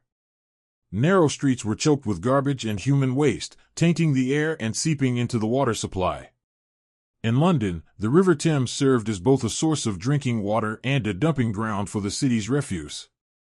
It's little wonder that disease ran rampant, with outbreaks of dysentery, typhoid, and even the dreaded Black Death. The Black Death, which swept through Europe in the 14th century, was in part able to spread so quickly and claim so many lives due to the unsanitary conditions of medieval cities. Fleas, carried by the rats that thrived in the filth, became the unwitting harbingers of the plague, spreading the disease from person to person with terrifying efficiency. For the average peasant, there was little escape from these unsanitary conditions. They lived and died amidst the filth, their bodies weakened by malnutrition and constant exposure to disease. Even the simple act of eating, which should have been a source of nourishment and comfort, became a gamble with every bite. As we consider these realities, it's easy to feel a sense of despair for the plight of the medieval peasant. But amidst this darkness, there were glimmers of light, the kindness of neighbors sharing what little they had, the solace found in faith and community. In our next chapter, we'll explore how the Church, despite its own role in the hardships of the time, also offered a measure of relief and hope to the hungry and the downtrodden. Part 6. The Influence of the Church. The tolling of church bells marked the rhythm of life in medieval Europe. For peasants toiling in the fields, these peals signaled not just a call to prayer but also a reprieve from the unrelenting demands of their work and their hunger. In a world where so much was uncertain, the church stood as a bastion of stability and authority. But this authority came with its own set of rules and restrictions, many of which centered around food. The Catholic Church mandated frequent fasting and meatless days, particularly during the penitential season of Lent. For 40 days before Easter, the faithful were expected to abstain from meat, dairy, and eggs, a tall order for those already struggling to put food on the table. The story of one peasant family illustrates the hardship these fasts could impose. John and his wife Margaret toiled from sunup to sundown on their small plot of land, barely growing enough to feed their 3 children. When Lent arrived, they faced a daunting choice: honor the fast and risk weakening their already malnourished bodies, or defy the church and face the consequences for their immortal souls. In the end, they chose to follow the fast, subsisting on meager portions of bread, pottage, and the occasional dried fish. By Easter, their faces were gaunt and their steps heavy with exhaustion, yet they took solace in the belief that their suffering would be rewarded in the next life. Despite the additional hardships these fasts imposed, the church was not entirely deaf to the plight of the poor. Monasteries and abbeys often served as a source of food aid, distributing bread and alms to the needy as a form of Christian charity. The monks, with their vast lands and resources, were able to provide a measure of relief to the hungry masses. Yet, even this charity had its limits. When crops failed and famine struck, the demand for aid often outstripped the church's ability to provide. And for those caught poaching in the royal forests, a desperate attempt to supplement their meager diets with fresh game, the church's mercy was noticeably absent. Poachers, if caught, faced severe punishments, from maiming to death, regardless of their circumstances. And so, the church's influence on medieval food was a double-edged sword. It provided solace and aid to some while imposing additional burdens on others. For the peasant family, faith was both a source of strength and a further trial to endure in the face of unrelenting hunger. As we turn our gaze to the final chapter of our journey through medieval food, we will witness a scene of shocking contrast, the opulent feast of a noble household against the backdrop of peasant hardship. These lavish displays serve as a stark reminder of the vast inequalities that defined the era. Part 7. The Rare Medieval Feast. The great hall of the castle is alive with the flicker of 100 candles. Tapestries line the walls, their vibrant threads telling stories of heroic deeds and courtly love. At the head of the room, on a raised dais, the lord and lady preside over a scene of opulence and plenty. Down the center of the hall stretches a massive oak table, groaning under the weight of countless dishes. Whole roasted pigs, their skins crackling and golden, jostle for space with elegant silver platters of delicately spiced peacock. Baskets overflow with fresh-baked manchet bread, each loaf as white and soft as a cloud. The air is thick with the aroma of saffron, cinnamon, and cloves, spices so precious they're worth their weight in gold. In the castle kitchens, the master cook orchestrates a symphony of culinary creation. He barks orders at his underlings, who scurry to baste the meats, stir the pots, and plate the elaborate subtleties, sugar sculptures crafted into fanciful shapes of castles and unicorns. For the cook, this feast is a chance to showcase his artistry and ingenuity, to solidify his reputation and secure his place in his lord's favor. As the feast progresses, the diners gorge themselves on a seemingly endless parade of dishes. They tear into the tender flesh of roast venison, sup on creamy almond soup, and savor the delicate flavor of blancmange, a dish of shredded chicken mixed with rice, milk, and sugar. They wash it all down with goblets of richly spiced wine and frothy ale. But even amidst this revelry, there are reminders of the precariousness of medieval life. A noblewoman, her face flushed with wine, suddenly pales and excuses herself from the table, her stomach churning from the richness of the food. A knight, his teeth rotting from the sugary delicacies, bites into a particularly tough piece of meat and winces in pain. And hovering at the edges of the hall, the serving staff watch the excesses of their betters with a mixture of envy and resentment. They know that tomorrow they'll be back to their usual fare of coarse bread and thin gruel, the memory of this feast a taunting reminder of the gulf between their world and that of their masters. As the last plates are cleared and the final crumbs are swept away, we're left to ponder the stark contrasts of medieval food.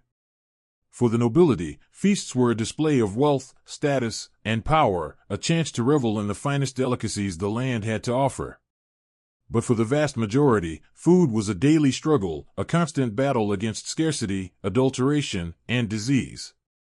In our modern world of abundance and choice, it's easy to forget the hardships faced by our medieval ancestors. But by understanding their struggles, we gain a deeper appreciation for the comforts we enjoy today. So, as we sit down to our own meals, let us take a moment to savor not just the flavors on our tongues but the hard-won progress that allows us to eat with such ease and variety. And so, as we close the book on this exploration of medieval food, let us do so with a sense of gratitude and perspective. For in the grand tapestry of human history, our own time is but a brief and privileged chapter, woven from the threads of countless lives lived and meals shared, each one a testament to the enduring resilience of the human spirit. As we've journeyed through the landscape of medieval food, we've encountered a world of scarcity, hardship, and inequality. From the bland monotony of peasant pottage to the dangerous fillers and adulterated bread, the challenges of feeding oneself in the Middle Ages were unrelenting. We've seen how the lack of variety in spices, the difficulties of preservation, the unbalanced diets, and the unsanitary conditions all conspired to make medieval food a far cry from the cornucopias we enjoy today. We've witnessed the impact of the Church's fasting edicts, adding spiritual burdens to the already heavy load of the poor. And we've marveled at the opulent feasts of the nobility, a glittering contrast to the grim realities faced by most. But through it all, we've also seen glimmers of humanity's indomitable spirit, the ingenuity of cooks making the most of meager ingredients, the solidarity of communities sharing what little they had, and the solace found in the rituals of faith and feast. In our modern world, it's easy to take for granted the abundance and variety of our food. We can walk into a supermarket and find fruits from South America, spices from Asia, and cheeses from Europe, all neatly packaged and ready to eat. We can dine in restaurants serving cuisines from around the globe or have a world of flavors delivered right to our doorstep. But imagine for a moment transporting a medieval peasant into the aisles of a modern grocery store. The sheer variety would be overwhelming, the vibrant colors of the produce section, the gleaming refrigerated cases filled with milk and eggs, the shelves upon shelves of prepackaged meals and snacks. It would be like stepping into a fairy tale, a land of unimaginable plenty. And yet, even in our world of culinary riches, we still face our own challenges. We grapple with the environmental impact of our food systems, with issues of access and inequality, and with the health consequences of overabundance. In our quest for convenience and choice, we sometimes forget the value of simplicity, of seasonal eating and local flavors. Perhaps, then, there are lessons to be learned from our medieval ancestors. Even as we appreciate how far we've come, we can embrace the joy of sharing a meal with loved ones, the satisfaction of a dish made with care and creativity. We can remember the value of preserving and cherishing the bounty of the earth, rather than taking it for granted. And most of all, we can approach our own meals with a sense of gratitude and wonder, recognizing the incredible journey that food has taken to reach our plates, from the sun-drenched fields to the bustling kitchens to the warmth of our own tables. Each bite is a testament to the resilience and ingenuity of the human spirit across the ages. So, as we end our journey through the annals of medieval food, let us raise a glass, or perhaps a humble wooden cup, to the countless generations who came before us. Through their struggles and triumphs, their hunger and their hopes, they laid the foundation for the world we inhabit today. And in honoring their legacy, we can find the wisdom and perspective to build a future where all may eat with joy, with dignity, and with plenty. As the royal cook bustled about the castle kitchens, preparing an extravagant feast, most of his fellow countrymen could only dream of such opulence. For the serf toiling in the fields, a meal was a simple affair of coarse bread and pottage, a thin stew of whatever vegetables or scraps could be found. On a good day, there might be a bit of salted pork or dried fish to add some flavor to the gruel-like mix, but more often than not, it was a bland and unsatisfying fare that left the belly only half full. The life of a peasant in medieval times was one of unrelenting hardship, and nowhere was this more apparent than in their daily sustenance. While the nobles dined on exotic dishes flavored with costly spices from far-off lands, the common folk subsisted on a diet that was as monotonous as it was meager. But even the privileged were not immune to the perils of medieval food. The lavish feasts that were the hallmark of aristocratic life often came with a hidden cost. With no means of refrigeration, food spoilage was a constant threat, and many a noble fell ill or even died from consuming contaminated fare. The very excess that was meant to showcase their wealth and status could prove to be their undoing. Such was the fate of King John of England, whose untimely death in 1216 was attributed to a surfeit of peaches. As the story goes, the king was traveling through the town of King's Lynn when he was seized by a terrible case of dysentery. Some say it was brought on by the rich food he had consumed at a nearby abbey, while others blamed the peaches he had eaten with relish. Whatever the cause, the king's condition quickly worsened, and he died a few days later, his reign cut short by a humble fruit. It is a testament to the precariousness of life in the Middle Ages that even the most powerful and privileged were not safe from the dangers that lurked in their food. For the vast majority of people, however, the risks were even greater. In a world where hunger was a constant companion, the temptation to eat spoiled or contaminated food was often too great to resist. This was especially true in times of dearth, when crops failed and food was scarce. During these lean years, people would resort to eating whatever they could find, even if it meant risking their health or even their lives. Acorns, grass, and other wild plants were often ground into a coarse flour to make bread, while animals that had died of disease were sometimes consumed out of desperation. Even in the best of times, medieval food was often adulterated in ways that would be unthinkable today. Unscrupulous bakers would stretch their dough with fillers like sawdust or chalk, while brewers would water down their ale to increase their profits. Such practices were not only dishonest but also dangerous, as they could lead to serious illness or even death. The alewife who sold her brew in the village tavern was a common figure in medieval life and one who often bore the brunt of the community's suspicions and resentments. If her ale was weak or sour, she might be accused of adulterating it with noxious substances or even of practicing witchcraft. In a world where superstition held sway, the line between a bad batch of ale and a deadly poison was often blurred. Despite the many challenges and hardships that medieval people faced in their daily lives, they were not without their small joys and comforts. For the peasant family gathered around the hearth at the end of a long day, a simple meal of bread and pottage could be a moment of respite and togetherness. And for the monks and nuns who dedicated their lives to prayer and service, the austere diet prescribed by their religious orders could be a source of spiritual nourishment and discipline. But even in the monasteries and abbeys that dotted the medieval landscape, food was not always a source of comfort or sustenance. During the holy season of Lent, when Christians were expected to fast and abstain from meat, the already limited diets of the religious orders would be further restricted. For 40 long days, they would subsist on little more than bread, water, and the occasional vegetable or fish. For some, this period of deprivation was a welcome opportunity to focus on their spiritual lives and to draw closer to God. But for others, it was a time of great hardship and temptation, as the pangs of hunger gnawed at their resolve and tested their faith. In a world where food was so often scarce and unpredictable, the idea of voluntarily giving it up must have seemed like the height of insanity. And yet, despite all the hardships and challenges that medieval people faced in their daily lives, they found ways to adapt and persevere. They learned to preserve their food through salting, smoking, and drying, to make the most of the meager ingredients available to them, and to find joy and comfort in the simple pleasures of life. In many ways, the story of medieval food is a story of resilience and ingenuity in the face of adversity.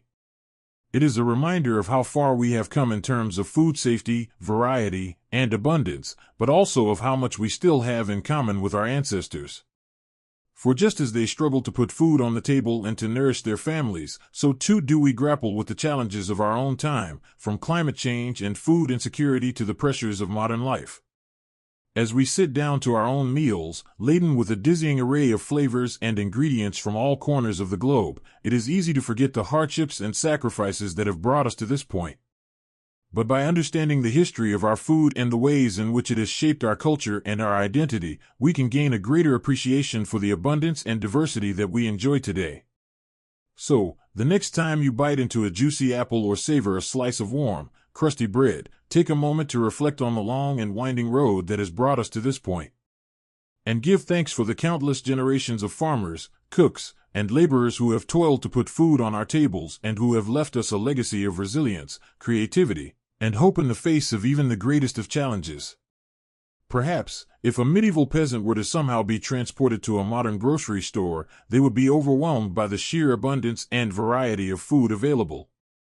They might marvel at the exotic fruits and vegetables from far-off lands, the gleaming displays of meat and fish, and the aisles upon aisles of packaged and processed foods. But they might also feel a sense of unease or even distrust, wondering at the hidden costs and compromises that have made such abundance possible. They might question the methods by which our food is grown and raised, the additives and preservatives that keep it fresh and appealing, and the impact that our food choices have on our health, our environment, and our communities. In the end, the medieval peasant might simply shake their head in wonder and return to their own time, content with the simple fare that has sustained them for generations. For while our modern food system may offer us greater choice and convenience than ever before, it is not without its own challenges and drawbacks. And just as the medieval peasant had to learn to make do with what they had, to find joy and sustenance in the face of scarcity and hardship, so too must we learn to navigate the complexities of our own food landscape.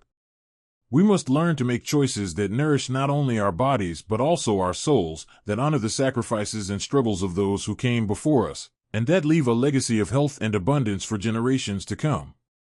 So, let us raise a toast to the humble peasant, the hard-working farmer, the skilled artisan, and all those who have labored to put food on our tables throughout history. Let us savor the flavors and textures of the foods we eat, not just as a source of sustenance but as a connection to the past and a promise for the future. And let us never forget the power of food to bring us together, to nourish our bodies and our spirits, and to remind us of our shared humanity in the face of even the greatest of challenges. As we've seen, the medieval spice trade was a lucrative but perilous business. Those who controlled the flow of spices could amass great fortunes, while those who toiled to bring these precious commodities to Europe risked life and limb. One such spice merchant was a man named Giovanni de Marignali, born in the early 14th century to a noble Florentine family.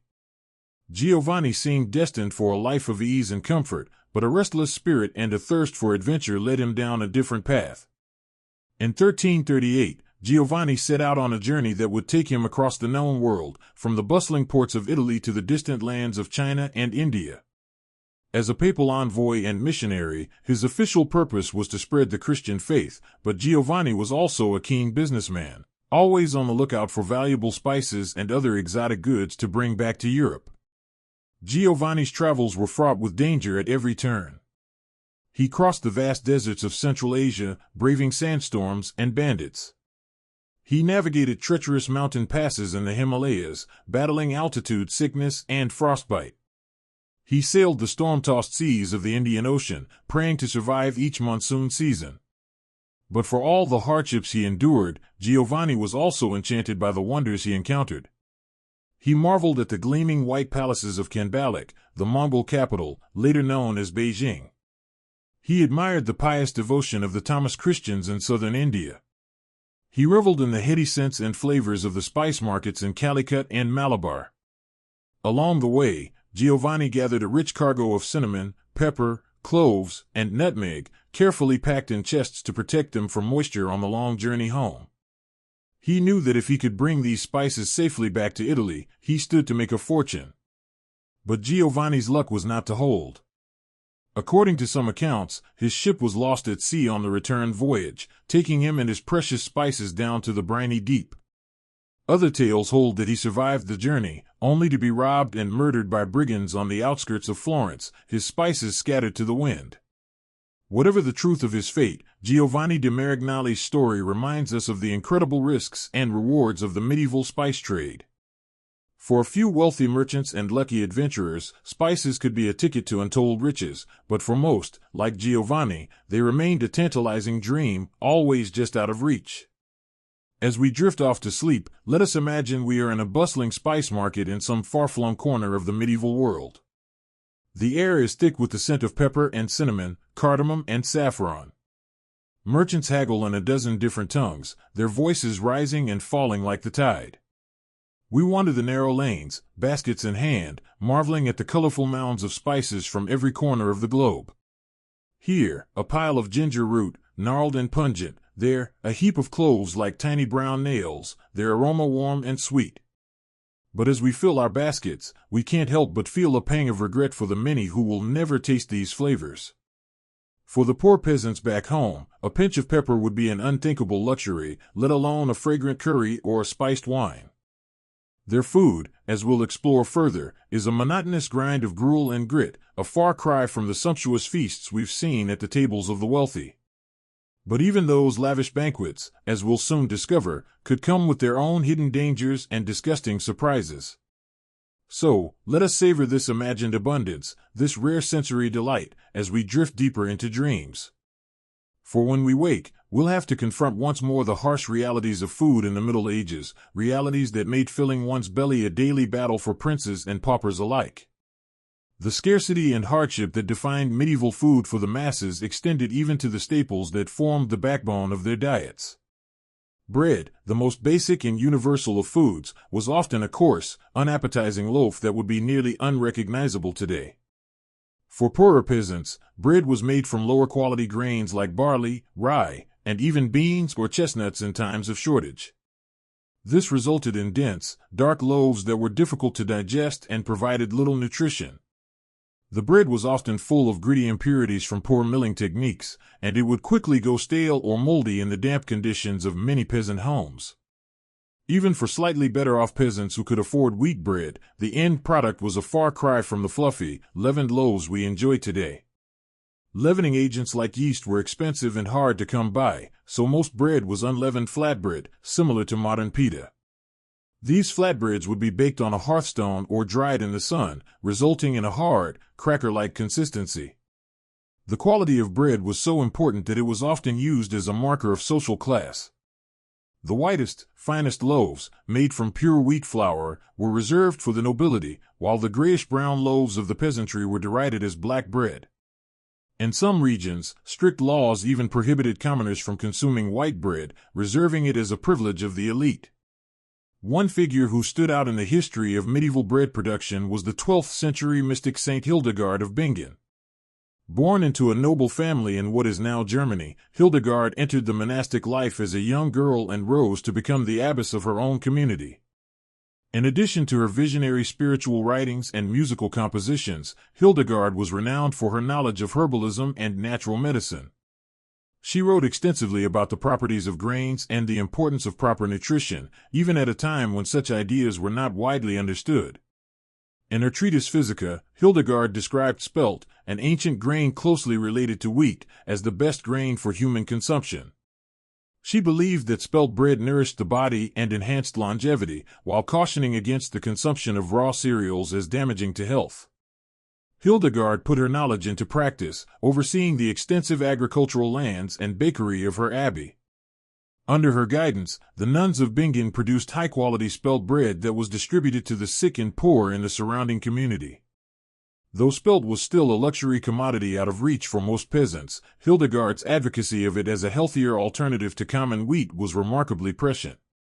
Modern nutritional science has vindicated many of her claims, showing spelt to be higher in protein and easier to digest for many people than highly processed modern wheat. The life and work of Hildegard of Bingen provides a glimpse into the crucial role that bread played in medieval society, not just as a staple food but as a symbol of social status and a potential tool for healing. Despite the efforts of visionaries like Hildegard, bread for most people in the Middle Ages remained a coarse, bland staple that was often scarce. The unequal distribution of this basic necessity was just one more way in which the stark class divides of medieval society manifested in its food culture. For the poorest peasants, even the meager comfort of a regular supply of bread could be stripped away by the cruel twists of fate and weather. In times of drought, flood, or blight, when grain crops failed, the specter of famine loomed large over medieval communities. During these dreaded years of dearth, food prices would skyrocket while wages plummeted, leaving many peasants unable to afford even a basic subsistence. With no social safety net to rely on, the poorest were left to starve or resort to desperate measures like eating bark, grass, or even cannibalism in the most extreme cases. One of the worst famines to strike medieval Europe was the Great Famine of 1315 to 1322. A catastrophic confluence of factors, including climate change, crop failures, and the economic fallout of endless wars, plunged the continent into a 7-year period of starvation and misery. Chronicles of the time paint a grim picture of the suffering endured by the common people. Men ate dogs, horses, cats, and other unclean things, wrote the Flemish monk William of Nantes. Some men, it was said, compelled by hunger, ate the bodies of executed criminals, and some poor people even ate their own children. The famine hit the Low Countries and Scandinavia particularly hard, with mortality rates as high as 10 to 25% in some regions. In the German city of Erfurt, the famine years saw an average of 16 deaths per day, compared to just 2 per day in normal times. Even in the best of times, the threat of hunger was never far away for medieval peasants. Their precarious existence, always at the mercy of the elements and the whims of their lords, meant that food insecurity was a constant companion. The grim reality of famine cast a long shadow over the medieval world, serving as a reminder of the fragility of life in an era before modern agriculture and social welfare. It was a world where even the most basic necessity of bread could not be taken for granted, and where the specter of starvation lurked just one bad harvest away. As we continue our journey through the culinary landscape of the Middle Ages, we'll see how this pervasive scarcity and insecurity shaped not just the diets but the entire worldview of medieval people.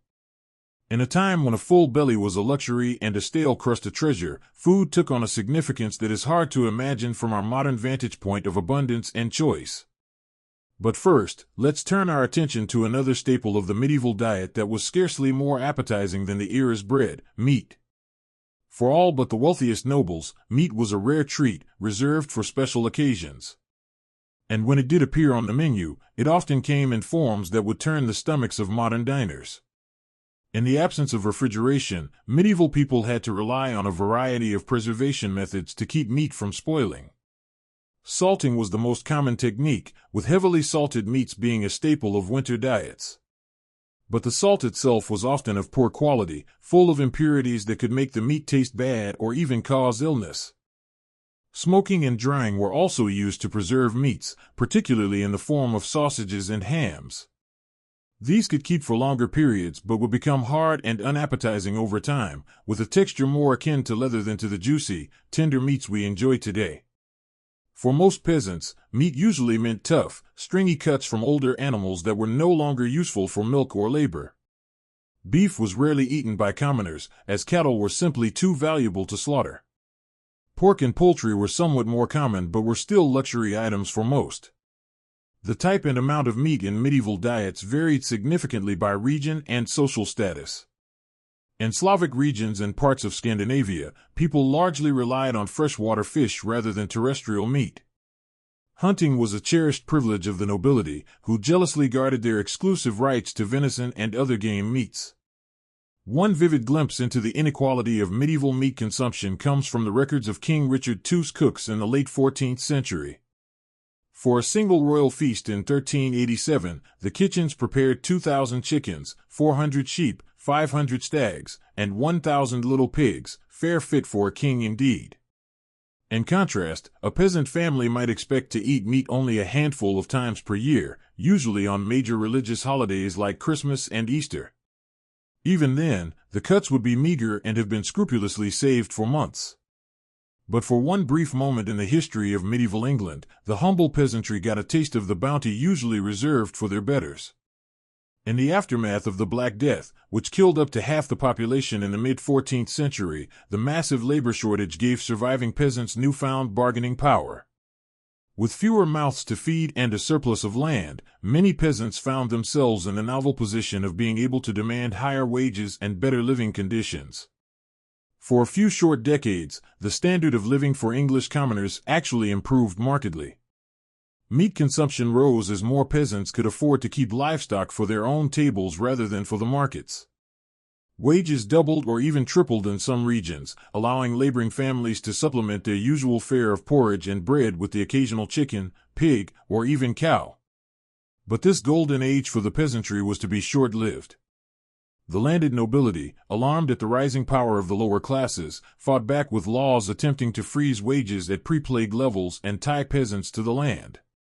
The tensions between the emboldened peasantry and the reactionary aristocracy would erupt in the Peasants' Revolt of 1381.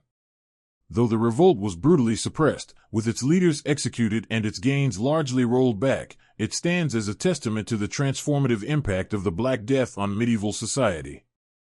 For a brief, shining moment, the common people of England got a taste of a life less constrained by scarcity and toil. But for most of the Middle Ages, and for most people, meat remained a rare and coveted treat. Its scarcity made it a potent symbol of status and wealth, a tangible reminder of the chasm between the haves and have-nots. In the great halls of castles and manors, nobles and knights feasted on heaping platters of roasted game and delicate fowl, washing it down with fine wines and honeyed mead. But in the hovels of the peasantry, a scrap of salted pork or a stringy chicken leg was a hard-won delicacy, to be savored and stretched as far as it could go. This disparity in access to such a basic foodstuff underscores the harsh inequalities that defined life in the Middle Ages. In a world where even a full belly was a mark of privilege, the gulf between rich and poor was as wide as the distance between a king's banquet table and a peasant's empty trencher. As we've seen, the rare morsel of meat was a highlight in the otherwise dreary and monotonous diet of most medieval people. But even this small pleasure was subject to strict regulation by the power of the Church. In medieval Europe, the Catholic Church wielded immense influence over every aspect of daily life, and food was no exception. The church calendar was dotted with fast days and meatless days, when the consumption of animal products was strictly forbidden. The most significant of these was the season of Lent, the 40-day period leading up to Easter. During this time, all meat, dairy, and eggs were off limits, leaving the faithful to subsist on a meager diet of fish, vegetables, and bread. For wealthy nobles, this was a minor inconvenience. They could afford to import exotic fruits, nuts, and spices to liven up their Lenten fare, and their well-stocked fish ponds ensured a steady supply of fresh seafood. But for the poor, Lent meant an even more restricted and monotonous diet than usual. The Church's rationale for these dietary restrictions was rooted in the idea of penance and spiritual discipline. By denying themselves the pleasures of the flesh, even in the form of food, the faithful were thought to be purifying their souls and aligning themselves with the suffering of Christ. But in a world where hunger and scarcity were daily realities for most people, the idea of voluntary deprivation must have seemed a bitter irony. For peasants who rarely tasted meat anyway, the imposition of additional restrictions could feel like a cruel joke. Yet, the power of the church was so great that few dared to openly flout its dietary decrees. To do so was to risk not just social ostracism but the very real threat of eternal damnation. In a time when the afterlife was considered more real and important than earthly existence, this was a potent deterrent indeed. One poignant tale that illustrates the hardships of Lenten fasting comes from the records of a 14th-century English manor. In 1322, a peasant woman named Agnes Paton was brought before the manorial court on charges of stealing 2 loaves of bread during Lent. In her defense, Agnes pleaded that she had stolen the bread to feed her starving children, who were too young to understand the rules of the fast. She begged for mercy, arguing that surely God would not want her innocent babes to go hungry. The court, moved by her plea, took the unusual step of acquitting Agnes of the theft charge, but still admonished her for breaking the Lenten fast, reminding her that the needs of the soul must take precedence over the desires of the body. For Agnes and countless others like her, the rigid dietary restrictions of the church must have seemed like just one more burden in a life already defined by hardship and hunger. In a world where food was scarce and survival precarious, the idea of willingly foregoing what little sustenance was available must have been difficult to swallow. But the church's influence on medieval food culture wasn't entirely negative. Monasteries and abbeys were often at the forefront of agricultural innovation, pioneering new techniques for crop rotation, irrigation, and selective breeding. They also served as repositories of classical knowledge about agriculture and food preservation, keeping alive the wisdom of ancient Rome and Greece. Moreover, the church played a vital role in providing food aid to the poor and hungry. Monasteries were known for their charitable distribution of bread and ale to the needy, and many operated hospitals and almshouses to care for the sick and destitute.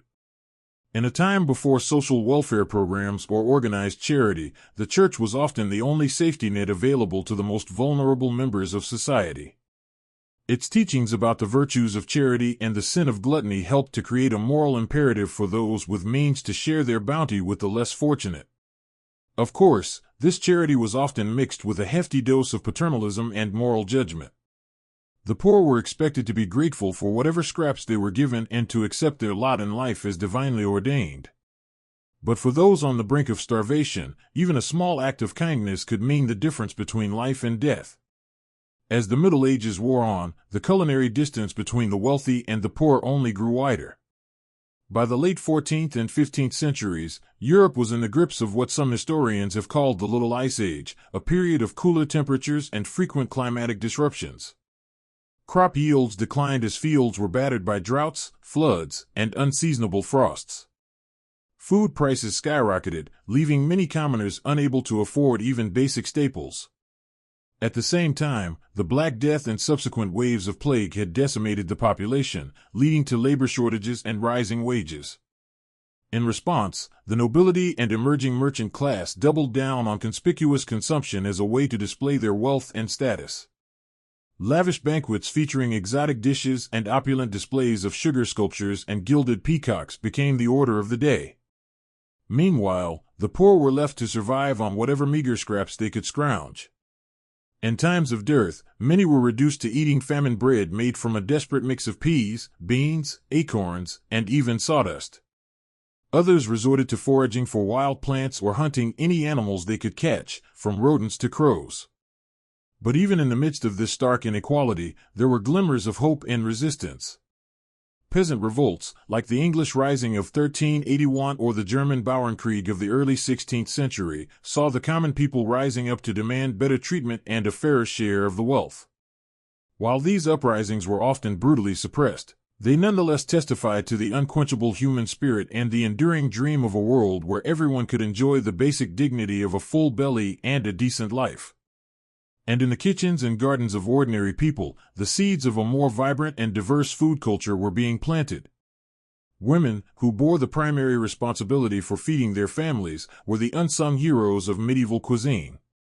With creativity and resourcefulness, they found ways to coax flavor and nourishment out of even the humblest ingredients. In the folk traditions of pickling, preserving, and foraging, they passed down knowledge that would sustain their communities through the lean times and lay the foundation for the culinary revolutions to come. And in the communal ovens and shared meals of village life, they nurtured a spirit of solidarity and resilience that would prove as sustaining as any loaf of bread.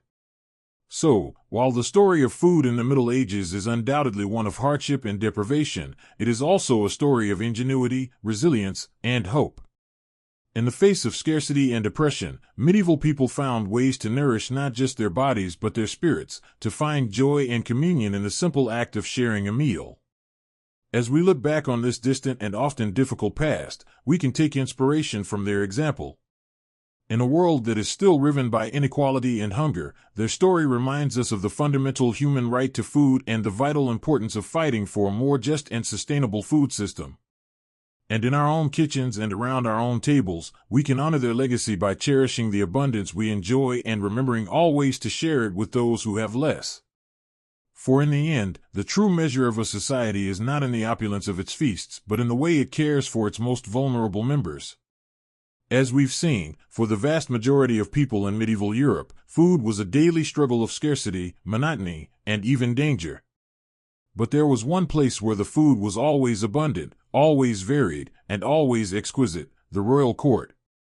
While peasants subsisted on gruel and stale bread, nobles feasted on the finest delicacies the land had to offer. Imagine being the royal cook, entrusted with the monumental task of preparing lavish meals for the king and his court. Your day begins before dawn as you oversee the delivery of ingredients from far and wide. Wagons roll into the castle courtyard, laden with barrels of wine from Burgundy, wheels of cheese from the Alps, crates of spices from the Orient. The king's huntsmen ride in with deer and boar slung over their saddles, ready to be transformed into savory roasts and pies. In the cavernous castle kitchens, a small army of servants bustles about under your command. Fires roar in the great hearths as spits turn slowly, roasting meats to perfection. Cauldrons bubble with fragrant stews and soups, while bakers knead dough for bread and pastries. The air is thick with the aroma of exotic spices: cinnamon, cloves, nutmeg, cardamom, each worth more than their weight in silver. As the hour of the feast approaches, you put the finishing touches on your creations: a magnificent roast swan, its plumed neck curving gracefully on the platter. A gleaming aspic studded with gems of fruit and topped with gold leaf, a towering subtlety in the shape of the king's coat of arms, painted in vibrant hues. Each dish is a work of art, crafted to delight the eye as much as the palate. When at last the noble guests file into the great hall and take their seats, it is time for your masterpieces to be unveiled. Servants parade the platters in, presenting each to the high table with a flourish. The guests ooh and ah as they are served, marveling at the bounty before them. For a few glorious hours, they dine like gods, sampling delicacies from every corner of the known world. But even here, in the rarefied realm of the royal court, the specter of illness lurks behind the splendor. For all their expense and artistry, even the most sumptuous dishes could harbor deadly spoilage. And the sheer excess of the feast often led to overindulgence, as nobles gorged themselves far past the point of satisfaction. It was not unheard of for a courtier to literally eat himself to death, felled by his own gluttony. So, while the royal feast may have stood in stark contrast to the meager rations of the common folk, it was not without its own perils. In a world without refrigeration or food safety standards, no one was truly safe from the dangers of the dining table, rich or poor. The medieval relationship with food was always a precarious one. Today, we can scarcely imagine the hardships that our ancestors endured simply to fill their bellies. The poorest among us have access to a variety and quality of food that would have been unthinkable even for medieval kings. We can walk into a gleaming supermarket and find fruits and vegetables from every season, meats and cheeses from every continent, spices and sauces from every cuisine. We can eat what we want, when we want, without fear of famine or food poisoning. But perhaps, in our abundance, we have lost something as well. The medieval peasant, for all his suffering, likely felt a deep connection to the land and the turning of the seasons. He knew intimately the sweat and toil that went into every mouthful. While we may pity him his limited options, he would likely look upon our prepackaged, mass-produced meals with a mixture of wonder and horror. One can imagine a medieval serf, transported to the snack aisle of a modern grocery store, marveling at the colorful bags and boxes stretching out before him. He picks up a shiny packet, turning it over in his withered hands. Cheetos, he reads slowly, sounding out the unfamiliar word. Made with real cheese. He shakes his head in disbelief. Real cheese, for a mere peasant. Impossible. He puts it back on the shelf and moves on, overwhelmed by the strange bounty of this new world. As we drift off to sleep, bellies full of whatever we desire, let us take a moment to reflect on the privilege of choice. Let us remember the countless generations who came before, who fought and scraped and starved so that we might have the luxury of a full larder. And let us be grateful for the simple, everyday miracle of enough to eat. As the sun set over the bustling port city of Venice, a weary spice merchant named Luca disembarked from his ship, his precious cargo of exotic spices from the east secured tightly in his satchel. Luca had spent months traversing the treacherous Silk Road, braving bandits, sandstorms, and searing heat to bring a taste of faraway lands to the tables of wealthy Europeans. For Luca and merchants like him, the spice trade was a lucrative but perilous endeavor. The demand for spices like pepper, cinnamon, cloves, and saffron was insatiable among the nobility, who used them to flavor their rich dishes and show off their affluence. But for the common folk, these fragrant seasonings remained an unattainable luxury, their meals remaining sadly bland and unappetizing. As Luca navigated the winding canals of Venice to deliver his wares to his wealthy clientele, he couldn't help but reflect on the stark divide between the opulent feasts of the rich and the meager rations of the poor. While nobles dined on succulent roasts flavored with exotic spices, peasants subsisted on little more than coarse bread and watery porridge, their palates never knowing the lively tang of pepper or the warm, sweet embrace of cinnamon. The life of a spice merchant was one of constant movement and danger, with fortunes won and lost on the whims of the sea and the shifting sands of the desert. Luca had seen his fair share of hardships on his journeys, attacks by marauding bandits, treacherous mountain passes, and the ever-present threat of disease. But he pressed on, driven by the promise of riches and the thrill of the unknown. As he made his final deliveries and counted his profits, Luca couldn't shake the feeling that, for all the wealth and prestige the spice trade brought him, it remained a bitter reminder of the deep inequalities that plagued medieval society. While he dined on saffron-infused stews and fragrant spiced wines, the common people went to bed with growling stomachs, their dreams haunted by the enticing aromas that wafted from the kitchens of the elite. With a heavy heart, Luca retired to his lavish villa for the night, knowing that tomorrow he would once again set sail for distant lands, chasing the promise of fortune and leaving behind a world where the simple pleasure of a flavorful meal remained an unattainable dream for most. As the first light of dawn crept over the horizon, a weary housewife named Matilda stirred from her slumber, her mind already racing with the countless tasks that lay ahead. For Matilda and countless other women across medieval Europe, the arrival of autumn heralded not a season of bountiful harvests and joyous feasts, but rather a time of ceaseless labor and gnawing anxiety about the looming specter of winter.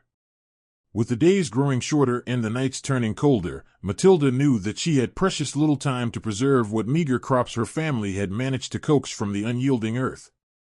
Every scrap of food was precious, and nothing could be allowed to go to waste, lest they face the unthinkable prospect of starvation in the bleak months ahead. As she set about her work, Matilda's mind wandered to the lavish feasts of the nobility, where sumptuous meats and exotic delicacies were consumed with wanton abandon. For her and her fellow peasants, such extravagances were little more than cruel jests, taunting reminders of the vast chasm that separated the haves from the have-nots in the rigid hierarchy of medieval society. With calloused hands and an aching back, Matilda toiled from dawn until dusk, salting and smoking what little meat they had managed to raise, pickling vegetables in precious vinegar, and hanging herbs to dry in the rafters.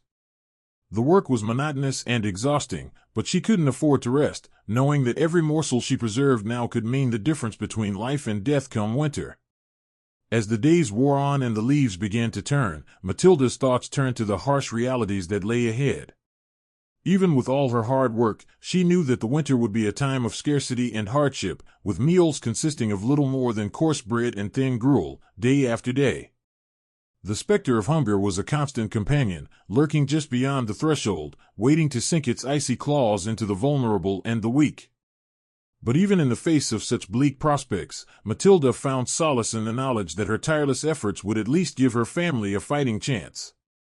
With a fierce determination burning in her heart, she continued her labors, her hands raw and her spirit weary but her resolve unshakable. For in a world where famine and privation were constant threats, the simple act of preserving food was an act of defiance, a stubborn refusal to submit to the unyielding cruelty of fate.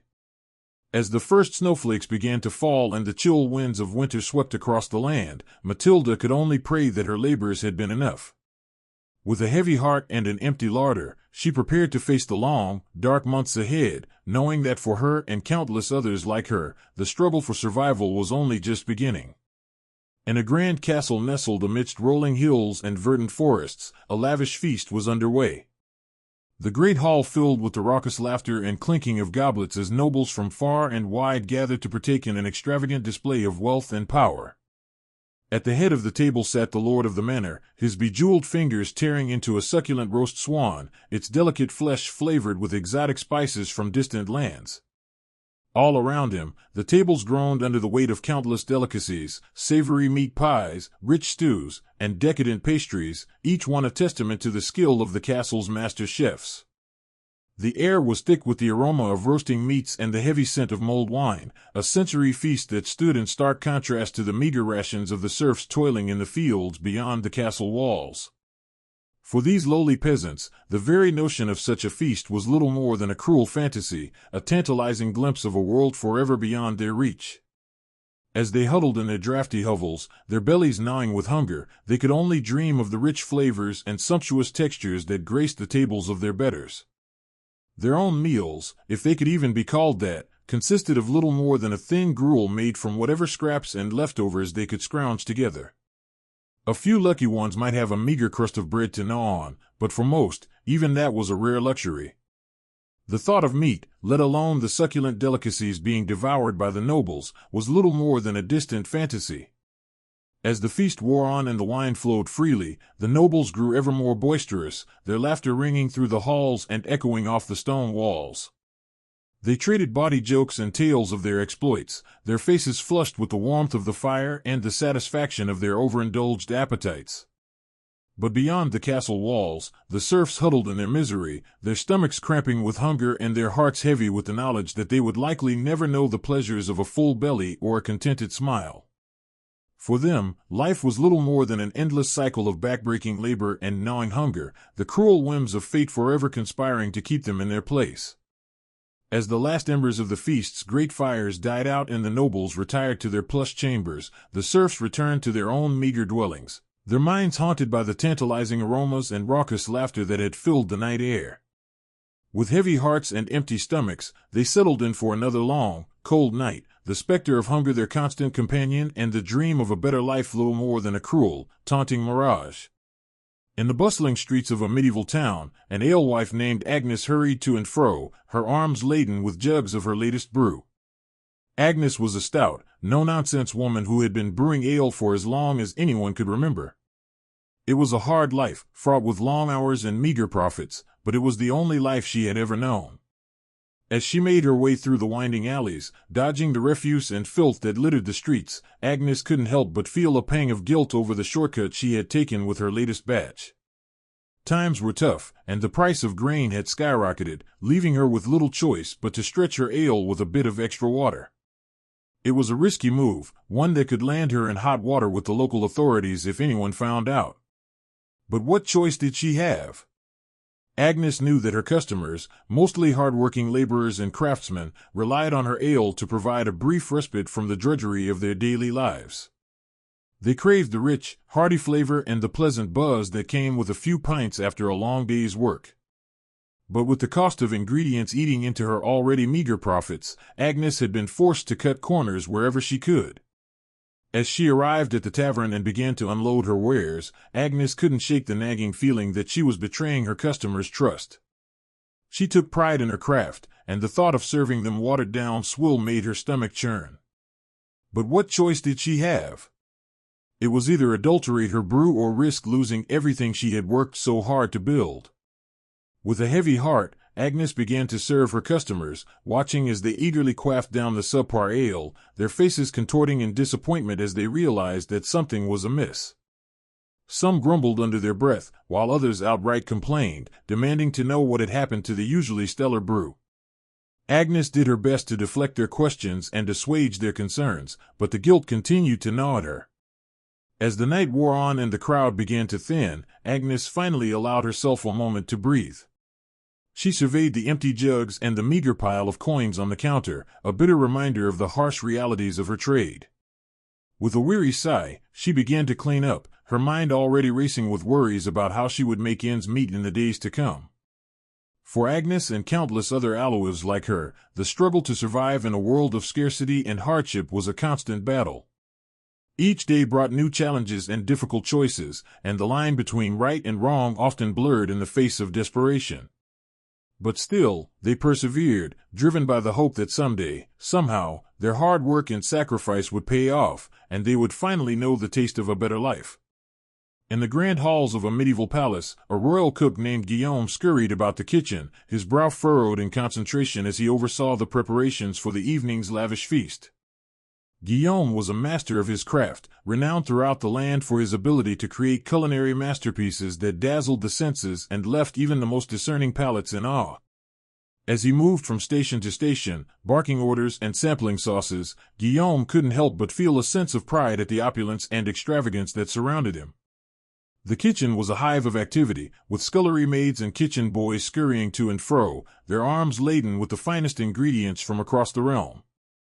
There were plump capons and succulent roasts, their skins glistening with honey and spices, mountains of fresh fruits and vegetables, their colors so vibrant they seemed to leap off the platters, and delicate pastries and confections, each one a work of art in its own right. It was a true testament to the wealth and power of the royal court, and Guillaume reveled in his role as the mastermind behind it all. But even as he basked in the glory of his creations, Guillaume couldn't shake the unease that gnawed at the back of his mind. He knew all too well the stark contrast between the lavish feasts he prepared for the nobility and the meager scraps that passed for meals among the common folk. It was a divide that troubled him deeply, though he knew that to speak out against it would be to risk everything he had worked so hard to achieve. As the final preparations were made and the first course was served, Guillaume watched from the shadows as the nobles took their seats, their faces alight with anticipation. He saw the way their eyes widened in delight as they tasted his creations, the appreciative murmurs and nods of approval that rippled through the crowd. For a moment, he allowed himself to bask in the satisfaction of a job well done. But as the night wore on and the revelry grew more boisterous, Guillaume couldn't shake the growing sense of unease that tugged at his heart. He thought of the countless hungry mouths beyond the palace walls, the gaunt faces and hollow eyes of those who had never known the pleasure of a full belly. As the last of the dishes were cleared away and the nobles retired to their chambers, their stomachs groaning with the excesses of the feast, Guillaume finally allowed himself a moment to rest. He slumped against the kitchen wall, his eyes closed and his heart heavy with the weight of the injustices he had witnessed. In that moment, he couldn't help but wonder what it would be like to live in a world where food was not a privilege reserved for the few but a basic right afforded to all. He knew that such a world was little more than a dream, a fantasy as distant and unattainable as the stars themselves.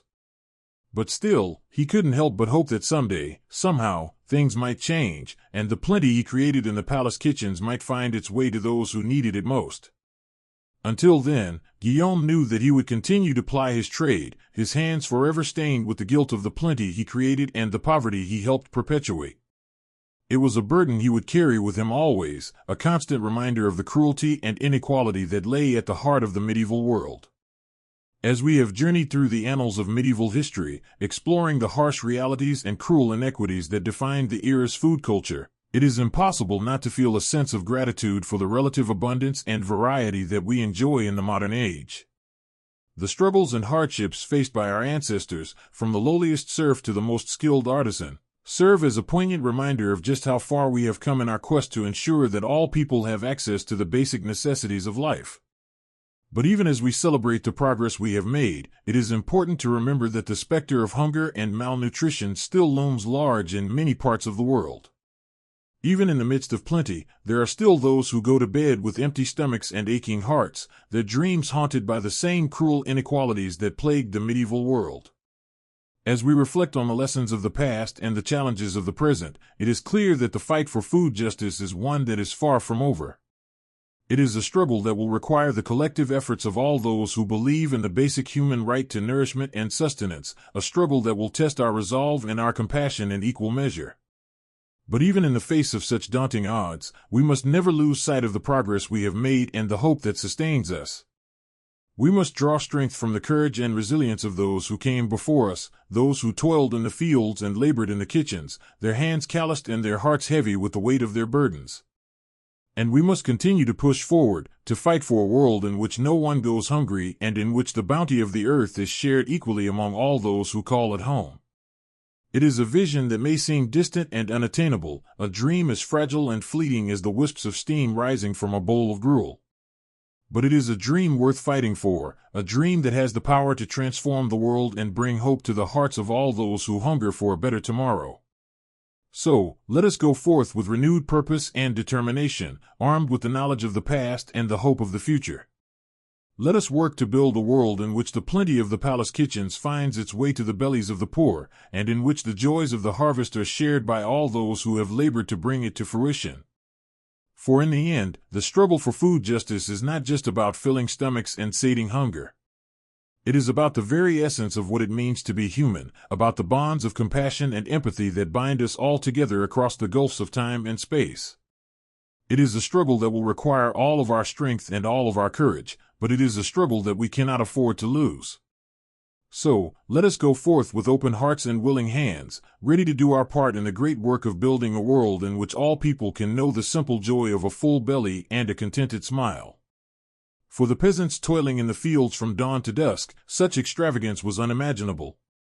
They subsisted on the most meager of meals, their bellies never fully sated.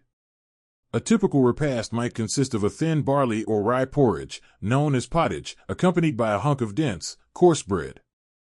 If they were fortunate, they might have a small scrap of hard cheese or a few shriveled peas to add some sustenance. Meat was a rare luxury, perhaps a bit of tough, stringy salted pork on a special occasion like Christmas or Easter. The lack of variety in the peasant diet was striking. While the nobility dined on delicacies from distant lands, the common folk made do with the same bland staples day after day. There was little to break the monotony, save for the changing of the seasons, which dictated what meager produce might be available. In the spring, tender greens like nettles or dandelions might provide a welcome respite from the usual fare. Come summer, a few precious fruits, small, hard apples or bitter crab apples, could be gathered from the woods. Autumn brought the harvest season, a time of backbreaking labor but also a brief abundance of fresh grains and perhaps a slaughtered hog or two to put up salt meat for the long winter ahead. Ah, winter, the leanest and most dreaded of seasons for the medieval peasant. As the days grew short and the nights bitter cold, families huddled around smoky hearths, bellies pinched with hunger. What little food remained from the harvest had to be carefully hoarded, doled out in small portions to make it last until spring. This was the time of year when the pottage grew thinner and more watery, the bread even harder and more tooth-breaking. Starvation was a constant specter, waiting to claim the weak and vulnerable. It's hard for us to imagine such a precarious existence, where a single failed crop could spell doom for an entire village. Yet, for most people in the Middle Ages, this was the grim reality of daily life. They lived at the mercy of the elements, the nobility, and the often cruel whims of fate. A mouth to feed was a burden as much as a blessing, another empty belly to fill from limited resources. Even those slightly higher up the social ladder, like skilled craftsmen or prosperous freemen, rarely enjoyed much better fare than their poorer neighbors. A bowl of pottage might be enriched with a bit of precious butter or a scrap of meat, but the fundamental monotony remained. The same could be said for the monks in their abbeys and monasteries. While they generally ate better than the laity, subsisting on bread, cheese, fish, and ale, their diet was still quite Spartan by modern standards. Rich spices and exotic ingredients were reserved for the tables of the nobility. Speaking of ale, it was the common drink of the Middle Ages, consumed by young and old alike. Clean drinking water was often scarce, and the fermentation process provided some protection against waterborne illnesses. But even this small comfort could be adulterated by unscrupulous brewers stretching their product with unsavory additives. Dishonest bakers might do the same with bread, mixing the precious wheat flour with cheaper grains, bran, or even sawdust and chalk. Such deceits were officially frowned upon and could be harshly punished if discovered, but the desperate realities of the time made them all too common. This was a world where food was a daily struggle, a relentless cycle of toil and hunger for all but a privileged few. The nobles in their grand halls, dining on elaborately prepared dishes and fine wines, seemed to inhabit an entirely different plane of existence from the grimy, half-starved peasants working their lands. It was a stark divide, one that bred resentment and sometimes open rebellion. But more often, it bred a sort of grim resignation and acceptance that this was simply the way things were. A peasant's lot was